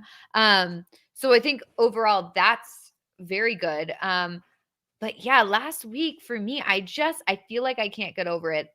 It was just such poor judgment. I feel like it's like, okay, I understand he doesn't want Zach to go. And that's, they obviously have some sort of relationship that like we are totally not aware of and can't see. Because like I don't see it at all. And so they obviously have something and he wants to keep him. And so I could understand a situation where he's like, look, like, I want to is there another way around this? We can figure something else out. Let's get someone else out, whatever. But once it gets to the point of no return where it's like, they're threatening to walk and they're trying to get Hope expelled and there's giant blowups in the house. It's like, cut your losses and just be like, okay, I'm separating myself from him. That's that. But he didn't. He still insisted on like, well, I just still want to give him a vote or whatever. It's like, it's just such a bad move. And I just feel like I could see this happening again. Like, I just feel like, I don't sense that he has very good game judgment or like ally judgment. I don't know. And so I'm a little worried, honestly. And I honestly think he might have even like chosen Zach over like Koozie and Anika. Like, I think he would have just like, if there was like a choice to be made, I think he probably would have gone with Zach. So yeah, I don't know if I really like feel like he has great judgment in the house. And for that, I don't feel like I can give him a really great score. I feel like, so I gave him a 5 last week. I want to bump him up because like the veto plan is a good plan for him if his allies go along with it and don't realize that he's like kind of screwing them over with this plan. But I'm taking him back down because last week was an embarrassment and I just can't in good conscience give him like a great score for that. So he's getting a 5 for me, same as the A other. 5 from Come Melissa. on, For a second there, I thought we were going Melissa. 5, 6, 7, 8. Come on. Yeah, no. I was not impressed. Sorry. I just don't love it. I think that's a And pretty also- ridiculous score. I think a 5 is ridiculous. Oh, no, you're wrong. You're wrong. And I'm I'm the voice not of the wrong. people. We're the voice of the people. Look at this. You Look and at the that audience score. both. You're both ridiculous. Look at that score. Look, here's the thing is that I just feel like if he had this plan is not, I don't think this is such a great plan anyway. Like, I just feel like it's like keep them both on the block. Just let them go. I have a feeling he's going to try and like keep Ty around and be like, oh, okay, we're allies now. He's my new Zach. And I just don't like the moves he made last week. And I don't feel so confident about the moves he's making this week because I don't feel confident about his game. So I can't do it. And if I see something different this week, I would love to bump his score up next week. But right now, I just am not feeling it. All right, there it is. A 5. And I want to feel it, to be fair. I want to feel it because I really like him. But I just felt like even like the argument for me, like when Koozie had to turn on him and be like, stay out of this, Daniel. Like, I don't think Koozie's going to forget that. Like, yeah, sure, they're all working together, blah, blah, blah. But I have a feeling that like Koozie and Anika will probably be like, okay, he was siding with Zach. He wanted to keep Zach. He wanted to vote against our interests. He wanted to not vote with us. He wanted to go against Koozie, the HOH, who was also supposedly his like close ally. He essentially was saying, I'm going to go against your wishes and vote another direction. Like, I could never trust someone like that again. So even though they're all playing nice and all being good, whatever, because he won the veto this week, I see a situation further down the line where they look back on that and say, like, I don't know if I can trust him. I don't know if he'll give us his vote. So I don't know. I mean, like I said, I don't disagree. And if I was doing this rating, like 5 days ago, I would have done the same. But again, like one of the major things for me is that almost all of this comes from the edit. And I just don't know the reality of what's happening. True. And what I do know is that he's in a really good position. What I don't know is if my speculation about what I saw in the edit is anywhere near factual. And so I definitely lean toward what I feel I do know in the present. It's just so hard because what we I'm don't currently have seeing. like the backside conversations where people are like talking to each other like, yeah, I don't trust him at all. You know what I mean? Like, I feel like normally we would have that sort of like, okay, well, in this big group conversation, this is the vibe. But now each person's talking separately to their other people. And now we know that actually they didn't trust anything that was going on in that conversation. Like, I feel like we don't get that. So yeah, we're obviously just going off of like basically nothing, but that's just my thought. All right. Well, let's move on then to Dan. Let's talk about Dan.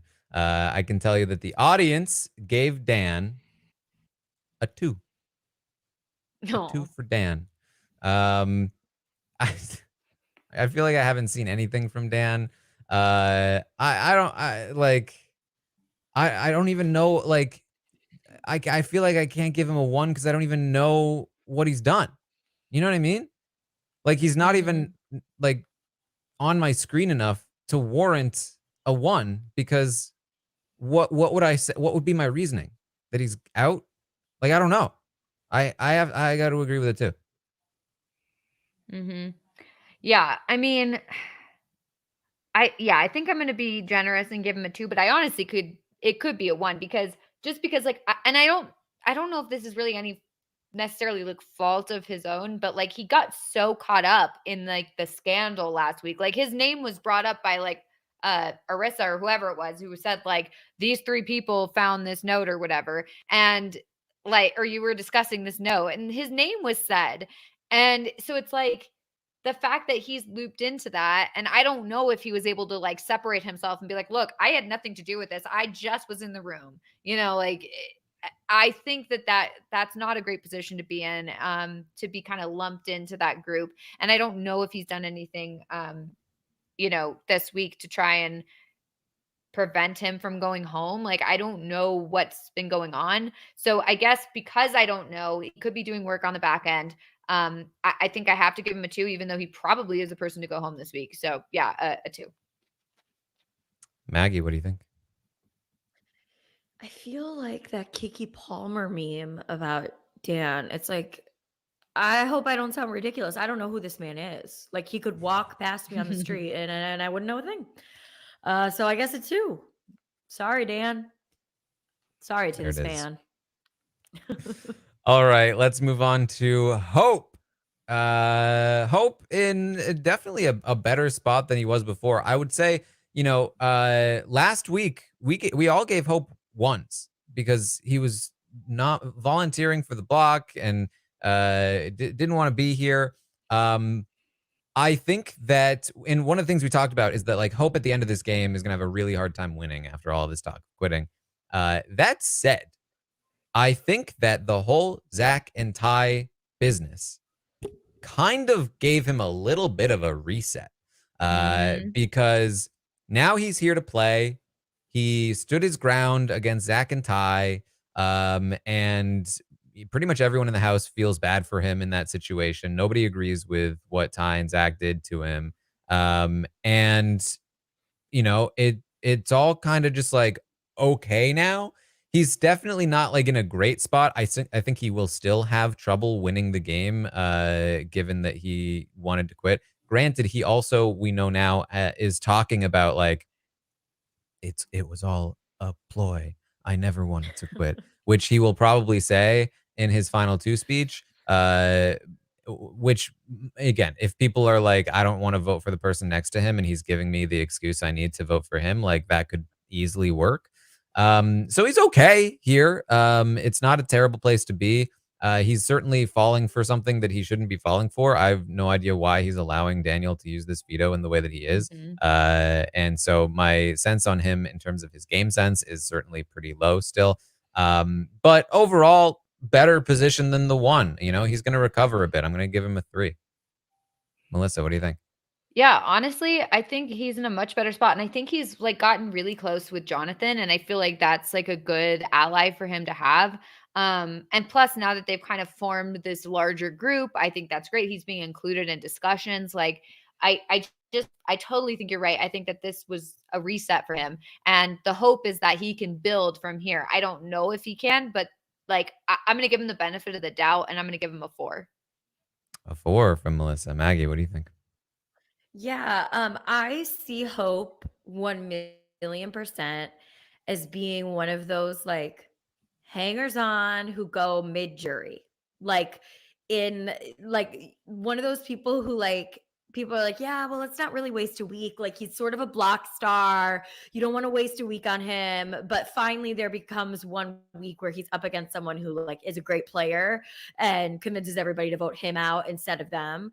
I see Hope making it to like final 6 at most, unless a really great player sees his value. And like I said, the way that I would use him as like a battering ram to the final 2, but I don't think that that's happening right now. So I'm going to go with a 4. And maybe in a couple of weeks, somebody can clip this and send it to me and be like, you were right, when he goes out at final 6 or final 7. There you go. All right. Well, the audience gave Hope a 4 as well. They agree with the 2 of you. So let's talk about Jonathan. Melissa, what are your thoughts on Jonathan? This is hard. I think that Jonathan is in a pretty good spot this week. I think especially because so they've got that larger group that's forming, right? And then also he's, like we said, the go-between between Santina and this group. So I think that's super, super great for him. And I think he's in a much better spot than last week. I mean, especially because Zach is now gone. they're likely to lose Dan this week. And those are huge threats to his game. I mean, especially Zach. Like, I mean, they were all against him. So I think he's in a much, much, much better spot this week. I do think that this, veto plan is not great for him, obviously, but I think overall, getting Dan out is good for him. So, whether it's Zach going out, whether it's Ty going out this week or Dan going out this week, like either one is good for him. Obviously it'd be better to just like keep them on the block, but whatever. So yeah, I think I think I'm gonna bump him up to a 6. A 6 from Melissa, Which higher is pretty than good because Daniel. he was a 4 last week. All right, Maggie, what do you think? I like really disagree.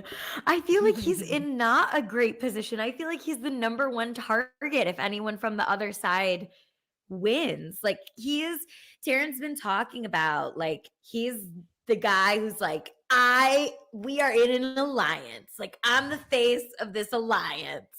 And I feel like, maybe not Claudia, because Claudia feels like she has a good relationship with him that apparently he doesn't feel like he reciprocates. But I feel like Ty with this veto plan, like if Ty has anything to do with it, I feel like those nominations would be Renee and Jonathan at this point.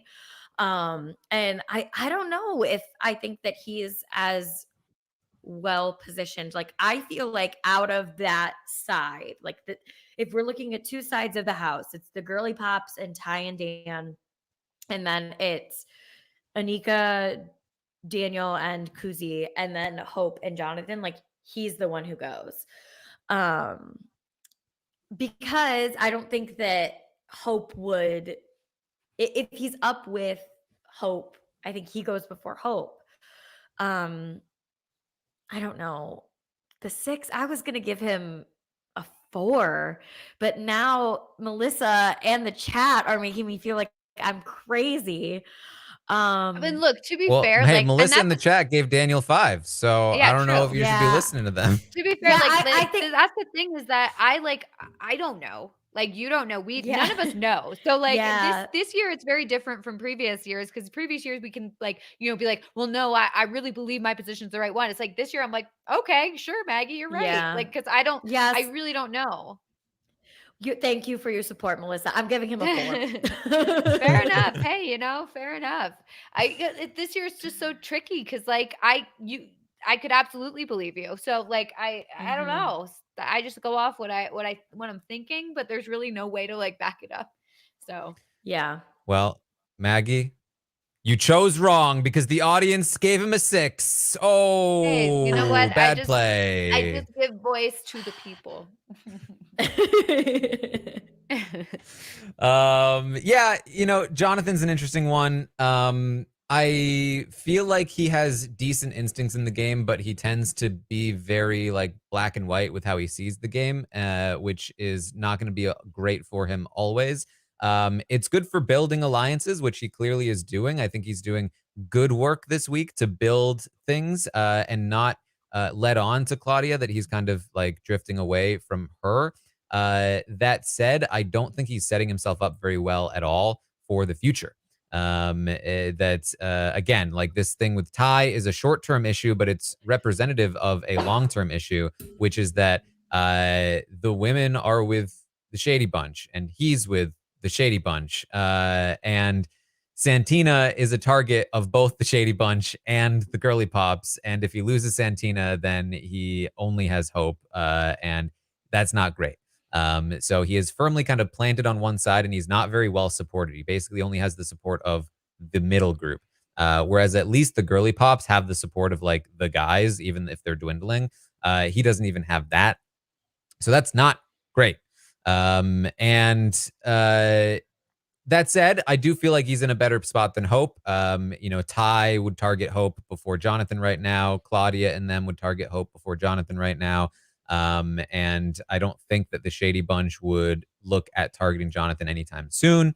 So it's not like a bad place to be, but it's definitely not a great place to be. Again, I don't really see a future in the game. And on top of that, I definitely don't have faith in his ability to read the game, considering that he's on the drop today saying, as soon as Ty leaves, we're golden. It's easy. The game's over.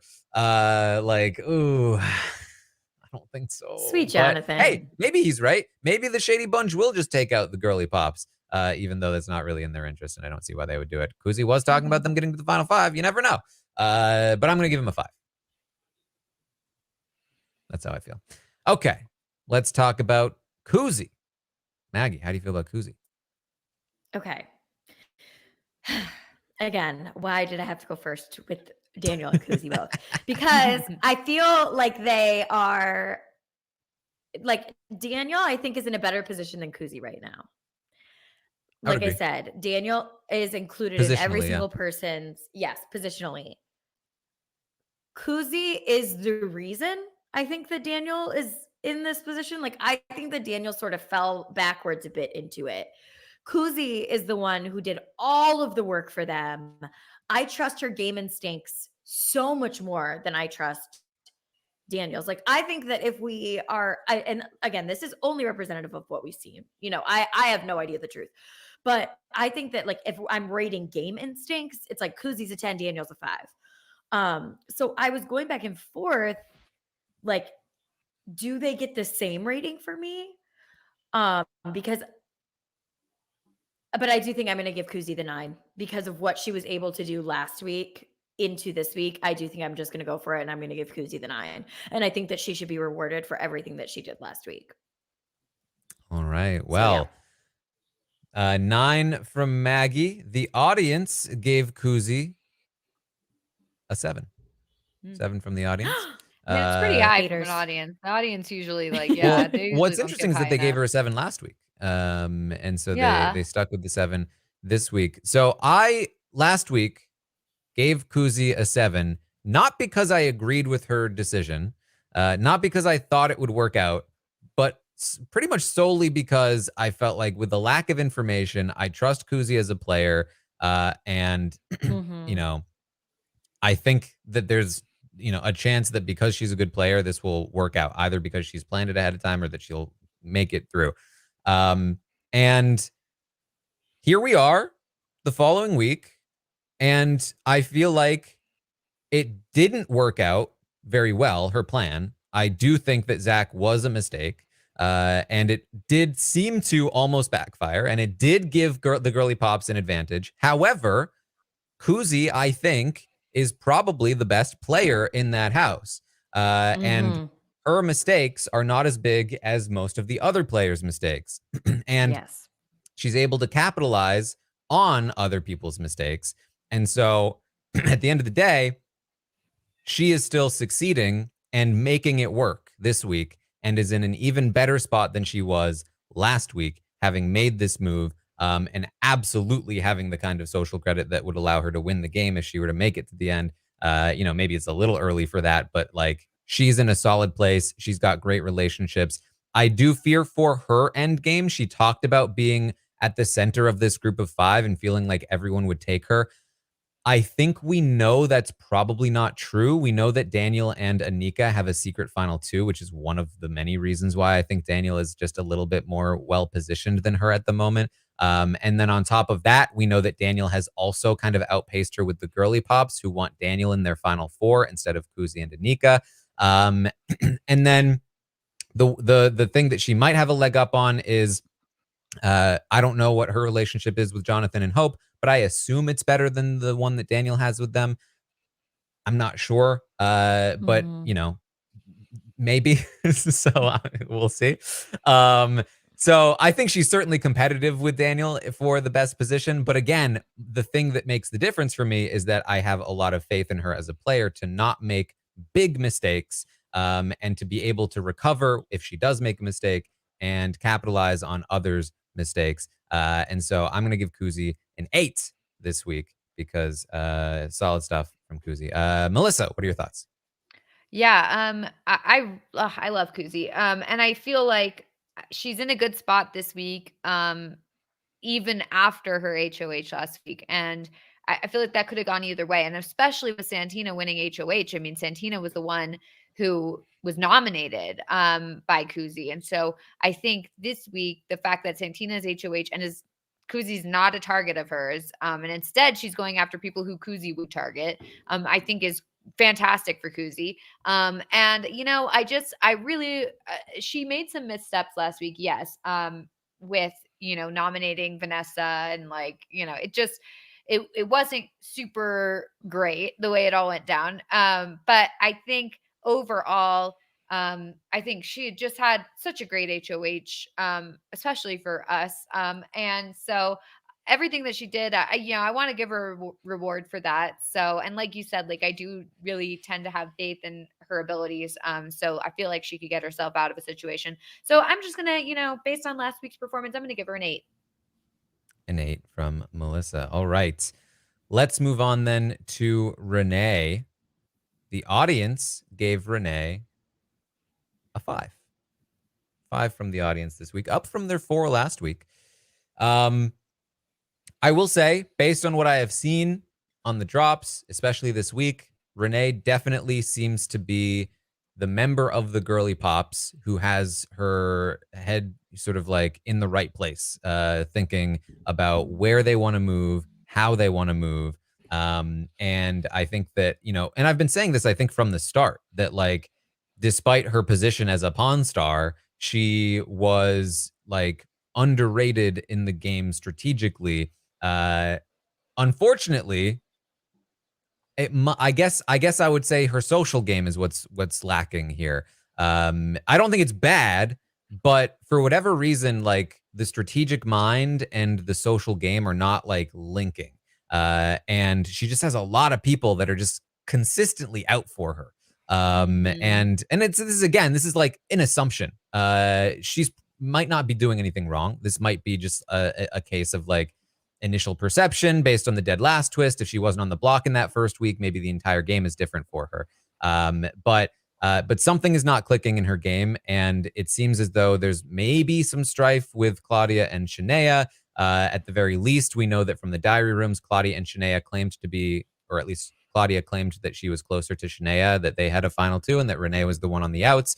And that does seem like it's a little bit playing out at times. On top of that, she's being suspected as being this HOH, and she should absolutely not be. I have no idea why Ty and Dan, and this is again not necessarily her fault. This is Ty and Dan we're talking about, but that's terrible for her game. She's being used as a sort of disposable target by other people in the house who know it's not her, who are happy to let her take the fall, and for the people who are on her side are but is it you? Which is not great. It's also, again, it's theoretically possible she hits the block. And really, it's theoretically possible that anybody hits the block at this point. But I would say more likely one of these girly pops than the Shady Bunch, at least according to my current sort of view on it. So it's such a back and forth. It's just her position is just not working right now. Even if she does stay safe, she's locked out of this new alliance that the Shady Bunch has. And she's obviously not very deeply included in anything with Ty. She doesn't have the connection to Jonathan that Claudia does. She at least has the connection to Hope, but that doesn't seem to be winning her anything. So it's tough. I'm gonna give her a 5. I'm gonna give her 5. Melissa, what do you think? Yeah, same. 5 for me as well. I mean, I've honestly been impressed with Renee, especially because when we first started the season, I did not see it for her. I just thought that there's no way she's going to really pick up this game. I just really didn't see it. And now I've been honestly impressed with her. I think that she has a head for the game. She's doing well. I think that when she talks games, she does a good job. I think the one problem is she has this reputation or whatever. And the fact that people are suspecting that she's the secret HOH and all this other stuff, it's just not good for her. And the fact that people are thinking of her as someone easy to put up on the block is not good. And I mean, people wanting to target her, even though she's really not a comp threat. It's wild. So that's just not a good spot for her. So even though I feel like she's doing a good job, the fact that, like you said, her position is just like not it, is giving a 5 for me. All right, Maggie. Yeah, I think that you said it best, Aaron. I was going to say the same thing, that strategic, she knows what she's doing, but socially, she just cannot get her legs underneath her. And I think it really is just because people in the house don't respect her. So they're not willing to listen to what she has to say and like actually take into account what she has going on. Like, it sort of reminds me of, I mean, and you know, this comparison is not one-to-one because our girl Brittany last season did some wild stuff at the top of the season, but it sort of reminds me of how Brittany very clearly knew. Guys, it's not looking good. No, it was not. She was messy, okay? But like before she really linked up with Michael and they became their tight duo, and she felt like she was respected and she had somebody who actually would listen to her and her thoughts. I feel like she was just sort of like disposable to everybody, and that's sort of what's going on with Renee. But I do hope that she can figure it out, because I would like to see her succeed, but a total 5 for me, like perfect replacement level player. All right. Let's then talk about Santina. Santina, last week, I think we were looking at Santina as like she could still theoretically go home. She's on the block. It was just not looking great overall, and it's still not looking great for Santina overall in my mind. Now, she has won a couple of actual allies in Hope and Jonathan. The problem is that they also made a new alliance that doesn't seem to include her, probably. So they're not like the best allies. Like, yeah, they're a step up from Zach and Ty, but like, how much? Like in terms of actual benefit, definitely a step up. Definitely still not like an actual alliance. So not great. I think her move this week also is not great. And I think that she's in some trouble, I think, moving forward. I think her, Jonathan, or Hope probably need to win HOH for her not to be in danger. I think any of the girly pops would be looking at Santina. I think that the Shady Bunch would consider Santina. I don't think they would necessarily yet, but who else do they have to target? Would they actually go after Ty? Because I don't think they really want to. I don't think they're going to betray Jonathan and Hope just yet. And I don't think they're going to betray their Girly Pops alliance yet either, because that would ruin their structure. Who's the best target for them? Ty and Santina on the block would be not a bad play. And if they want to retain their relationship with Ty, just straight up targeting Santina would not be bad at all if you're able to get away with it and Jonathan and Hope aren't too mad, which so far we've seen that they're pretty accepting of plans that aren't good for them. So I don't think that they necessarily would, but I think they would definitely consider it, which means it's a lot of people in this house that would consider targeting Santina. And on top of that, even Ty, if he wins and they need it, all they need to do is be like, hey, guess what we found out? Santina was actually the HOH last week. And just like that, Santina might be Ty's target, right? So not a good position for Santina, and that's just short term. Long term, she's still not very sought after in terms of being a valuable ally in the game. She has nobody to really work with. It's just not looking good. I am going to give Santina. I'm going to give her a 3. She's not on the block. She's HOH. She can compete next week too, which I think is huge. So I'll give her a 3. Yeah, I totally agree. I think she's not really setting herself up well, even though she has this HOH that she could use to set herself up well. It's possible that there's been conversations that we haven't seen where she has been setting herself up and being like, look, I will target these guys if you work with me, or don't target me next week, or whatever, possibly, but we just don't know about them. But from what we've seen, it seems like she's really not setting herself up well, and she's doing their dirty work. So I don't really know what's going on here, and maybe we're missing something. I think it's good for her that she is able to compete again next week. Maybe she'll win HOH again.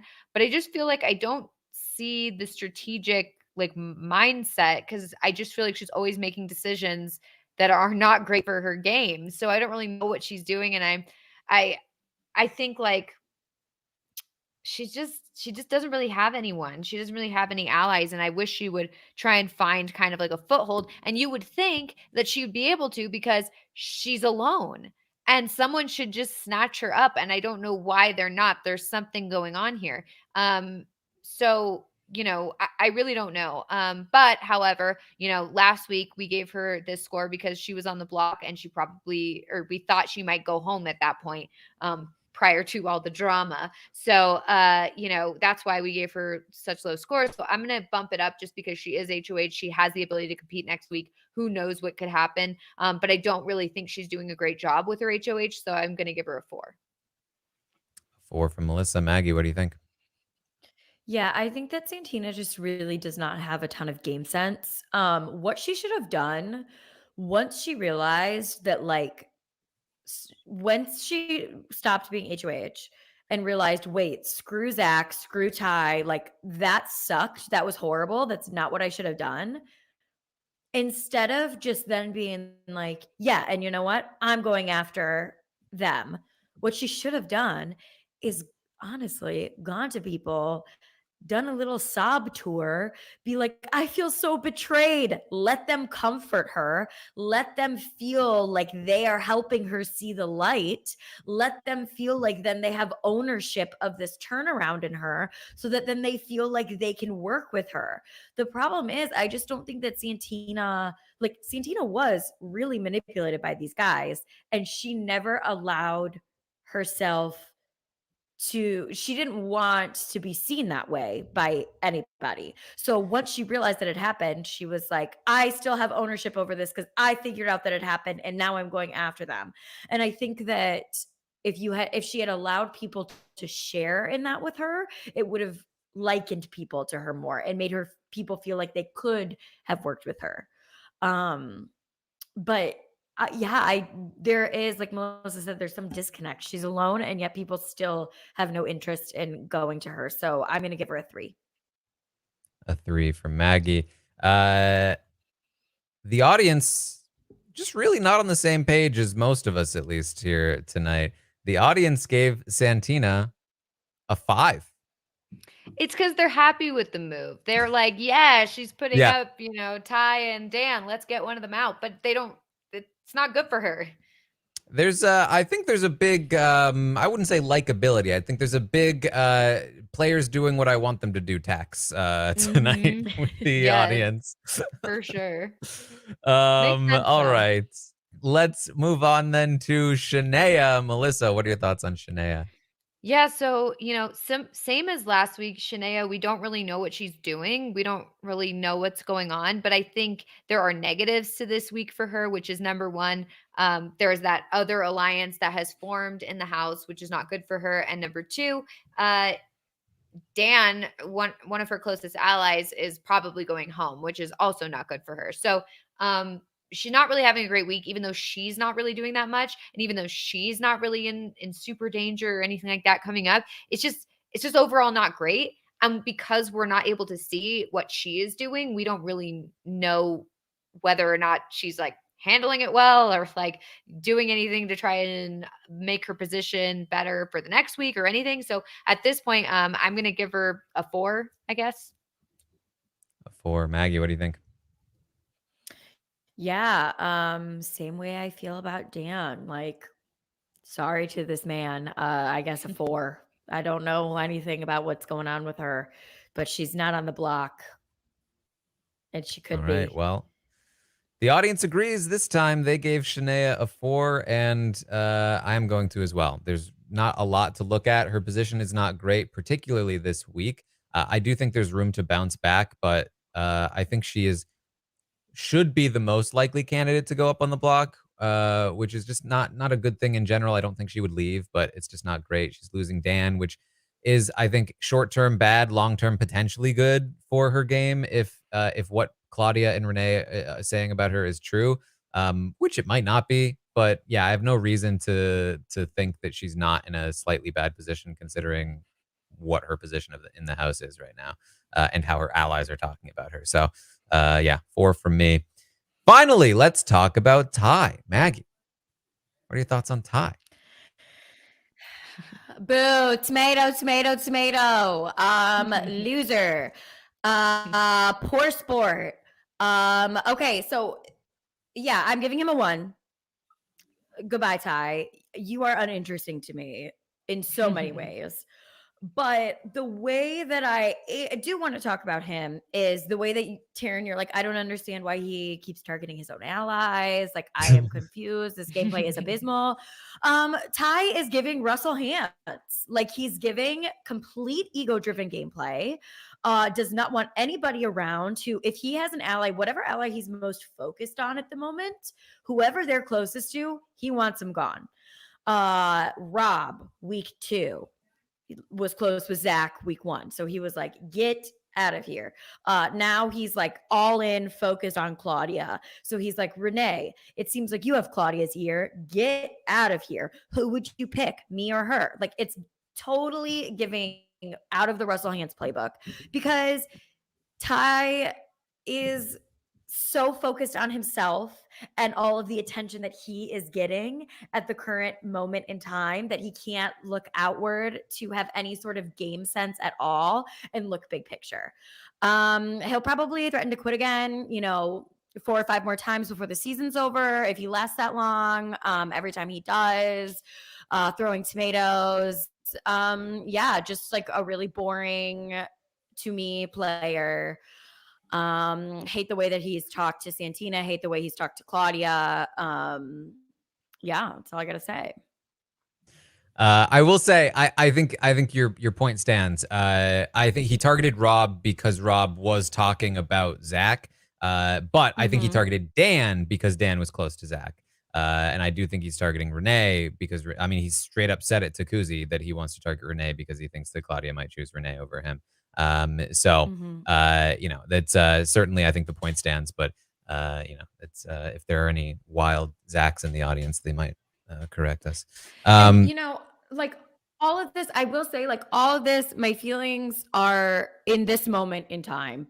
I hope Ty moves forward in this season, has a complete attitude adjustment, changes the way that he speaks to some of the women in the house, and I really enjoy him by the time his time ends. But from what I've seen, just not my kind of player, and I don't like somebody who threatens to quit when things don't go their way. That's lame. Lame indeed. Well, the audience gave Ty a 3. Not a 1, but a 3. Look, Okay. the audience does what the audience does. That's they have their ways. Melissa, you're the voice of the people. Explain this. Yeah, this has no explanation. This is the audience gone totally rogue and wrong. They're off base on this one, and I'm audience, that's not it. Yeah, Ty's gonna get a 1 from me too. Here's the deal. Last week he threatened to quit the game. Not like, in my eyes, this is a worse strategic decision than Zach's strategic decision to quit the game, because at least Zach was on his way out the door. Ty literally had like 1 foot out the door for no reason. I mean, like, look, because of the reason, right? The whole reason. But but like, what was Ty doing in that room? He should have said, the second Zach said this to Ty, Bro, we gotta walk. We said we were gonna walk. Ty should have been like, I mean, you can. Right. Right? Like, no. The fact that he almost walked out of that game is ridiculous. And it's not like he's even gotten into a better position this week. Like, he very well could have been going home. The only reason he's not is because people see Dan as a bigger comp threat. And he's still a massive target heading into the following week. He's made 0 inroads so far. The only inroads that he appears to be making are that, people want to strategically use him in the game by doing things that will get them closer to him. So yeah, I mean, he deserves a 1 for that. If you don't get a 1 for very nearly walking because your friend is walking and about to be evicted, then what do you get a 1 for?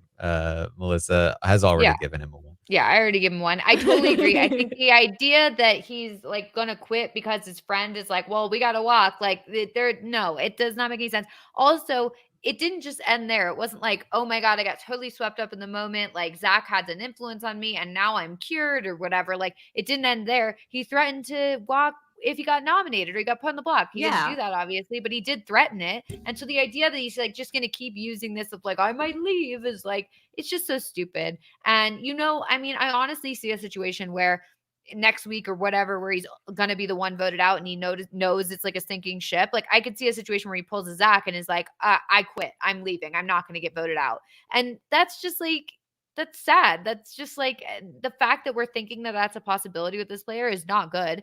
And I can't see a situation where he wins. And if he does win this game, I'm going to be really upset because someone who threatens to quit or almost quits or whatever is like, they should not be winning this game. They should not get any sort of, reward for doing that sort of thing. It's just, it's not right. So yeah, he's a 1. A 1. There you go. Those are the ratings for the week. The Shady Bunch, despite Melissa's ratings, still are on top of the ratings overall. With the with let's see, we got Renee and Jonathan in there at 5, and then we got a few 4s, and then a couple of 2s. So it's definitely an interesting. Daniel goes up. Like I do hope Daniel's rating, I can increase it. I just had to give him a lower score because of last week. It was just not good. Just not good. So that's what we have for you this week with the Stock Watch.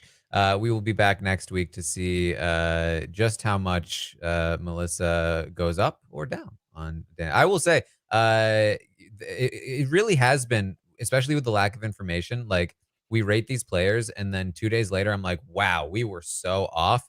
And then the full week goes by and I'm like, wow, we were so on. I felt that way with both Daniel and Koozie. I was like, both of them, I was like, oh crap, I was too high on both of them. And then by the time we came around to this one, I was like, actually, I'm even higher on them now.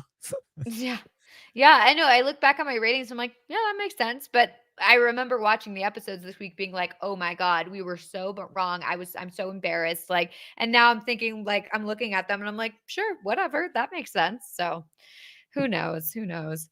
Also, just to preface this, I was given notice by someone on Twitter that I need to buy stocks. I went on my phone to buy and it wouldn't let me log in for whatever reason. So I was like, okay, I'm just going to do it on my computer. Like I'll just do it in a minute when I get back to my laptop.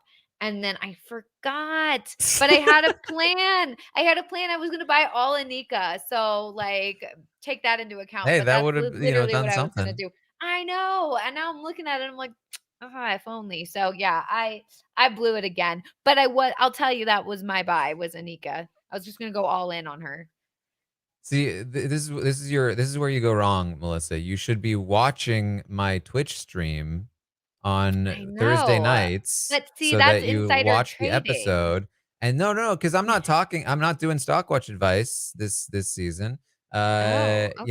But I do remind people to buy right before the Yeah. episode starts. I need to like find a way to log in on my phone because I'm always like not by my computer when I think of it, and then I'm like, oh no, I like forgot. So yeah, I need to figure this out. I got to get involved because it's always fun to see who's the best Melissa. Like I know I'm not gonna win. Like I know I'm not gonna like be better than like most of the people who are playing. Like obviously, but maybe I can be the best Melissa, and that's really all I can aim to be at this point, right? It's really all that you can try to be. At one point in my life, I thought it would be easy to be the best Taran Armstrong, but now there's this basketball player, and he's just like, all right, jeez, I couldn't have one. Come on, just one.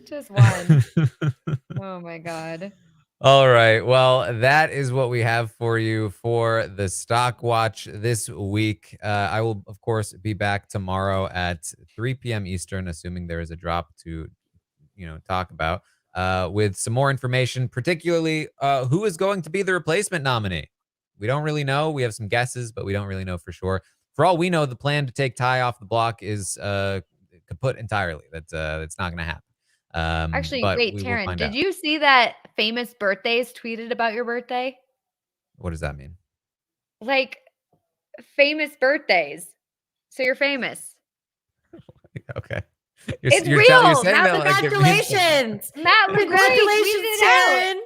Matt Lagori tweeted it and he's like, "Oh, he famous. Famous is birthdays is that the tracking your qualification? they are Famous birthdays tracking needs your to. birthday and they tweeted about happy birthday, Taran." That's that's Well, famous. thank you to famous Congratulations. birthdays. That Maybe you I are don't the get most famous don't get a Taran tweet. Armstrong. I don't get a famous birthdays tweet. Nobody cares about me, but you.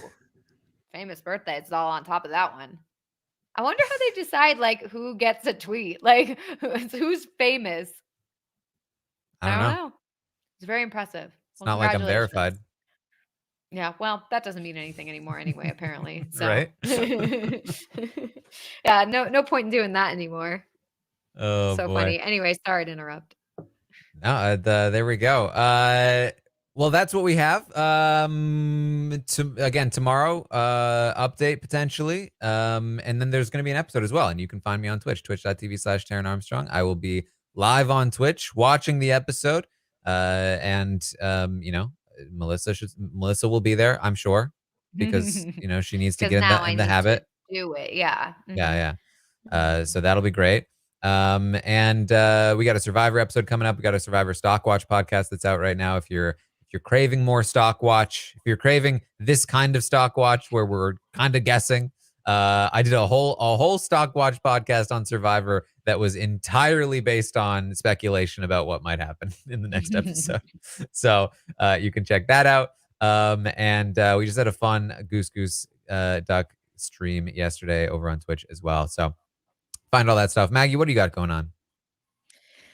Yeah. What do I got going on? I was just on RHAP this week, talking about Watch What Happens Live. So that was fun. If you want to check that out, it was my 5th time on. So Akiva's going to send me a hat, apparently, with a king cake baby on it, part of the 5 Timers Club. So check that out. Yeah, I'm here talking about Big Brother Canada. I saw somebody in the chat ask if I was going to make it to Toronto. Unfortunately, I will not. Melissa, will you be there? I'm planning on it. I have not booked anything, but this is the plan. Hold her to that audience. Oh my! I want to do it. I want to be Taran, there. are you going? Yes. Very excited. We will be in Toronto for we assume the finale of Big Brother Canada. So it should be a good time. Yes, unfortunately I will not be there, but I will be there in spirit with all of you. But yeah, that's what I got going on. Check me out on Instagram at @MMorgan_ and TikTok. I'm there too. Yes. And I do not have information about tickets, but I assume they are either on sale relatively soon or something along those lines. So stay tuned. Listen to what Rob says about it because he knows and I don't. Yeah, and I feel like we need to get people to the Big Brother events so that we can have more of those. Because I feel like we just don't have enough Big Brother events. And if we just show Rob and Sam that like this is legit, like people want this, then that would be good. Friday. I think Friday rings a bell to me. Tickets might go on sale Friday, so if you're interested in coming out for a live show for the finale. I mean, let me tell you, we didn't do a live show for the finale of Big Brother Canada 10, but we did do a little watch party, which you probably saw some memes from. So it can be a good time hanging out for finales. So make sure you come and check it out. Poll. Whose face was better? Asia's or Taran's in the background? That was pretty good. It was so good. So good. All right. So that's what we have for you. Thank you all so much for joining us here tonight. And we will see all of you next time.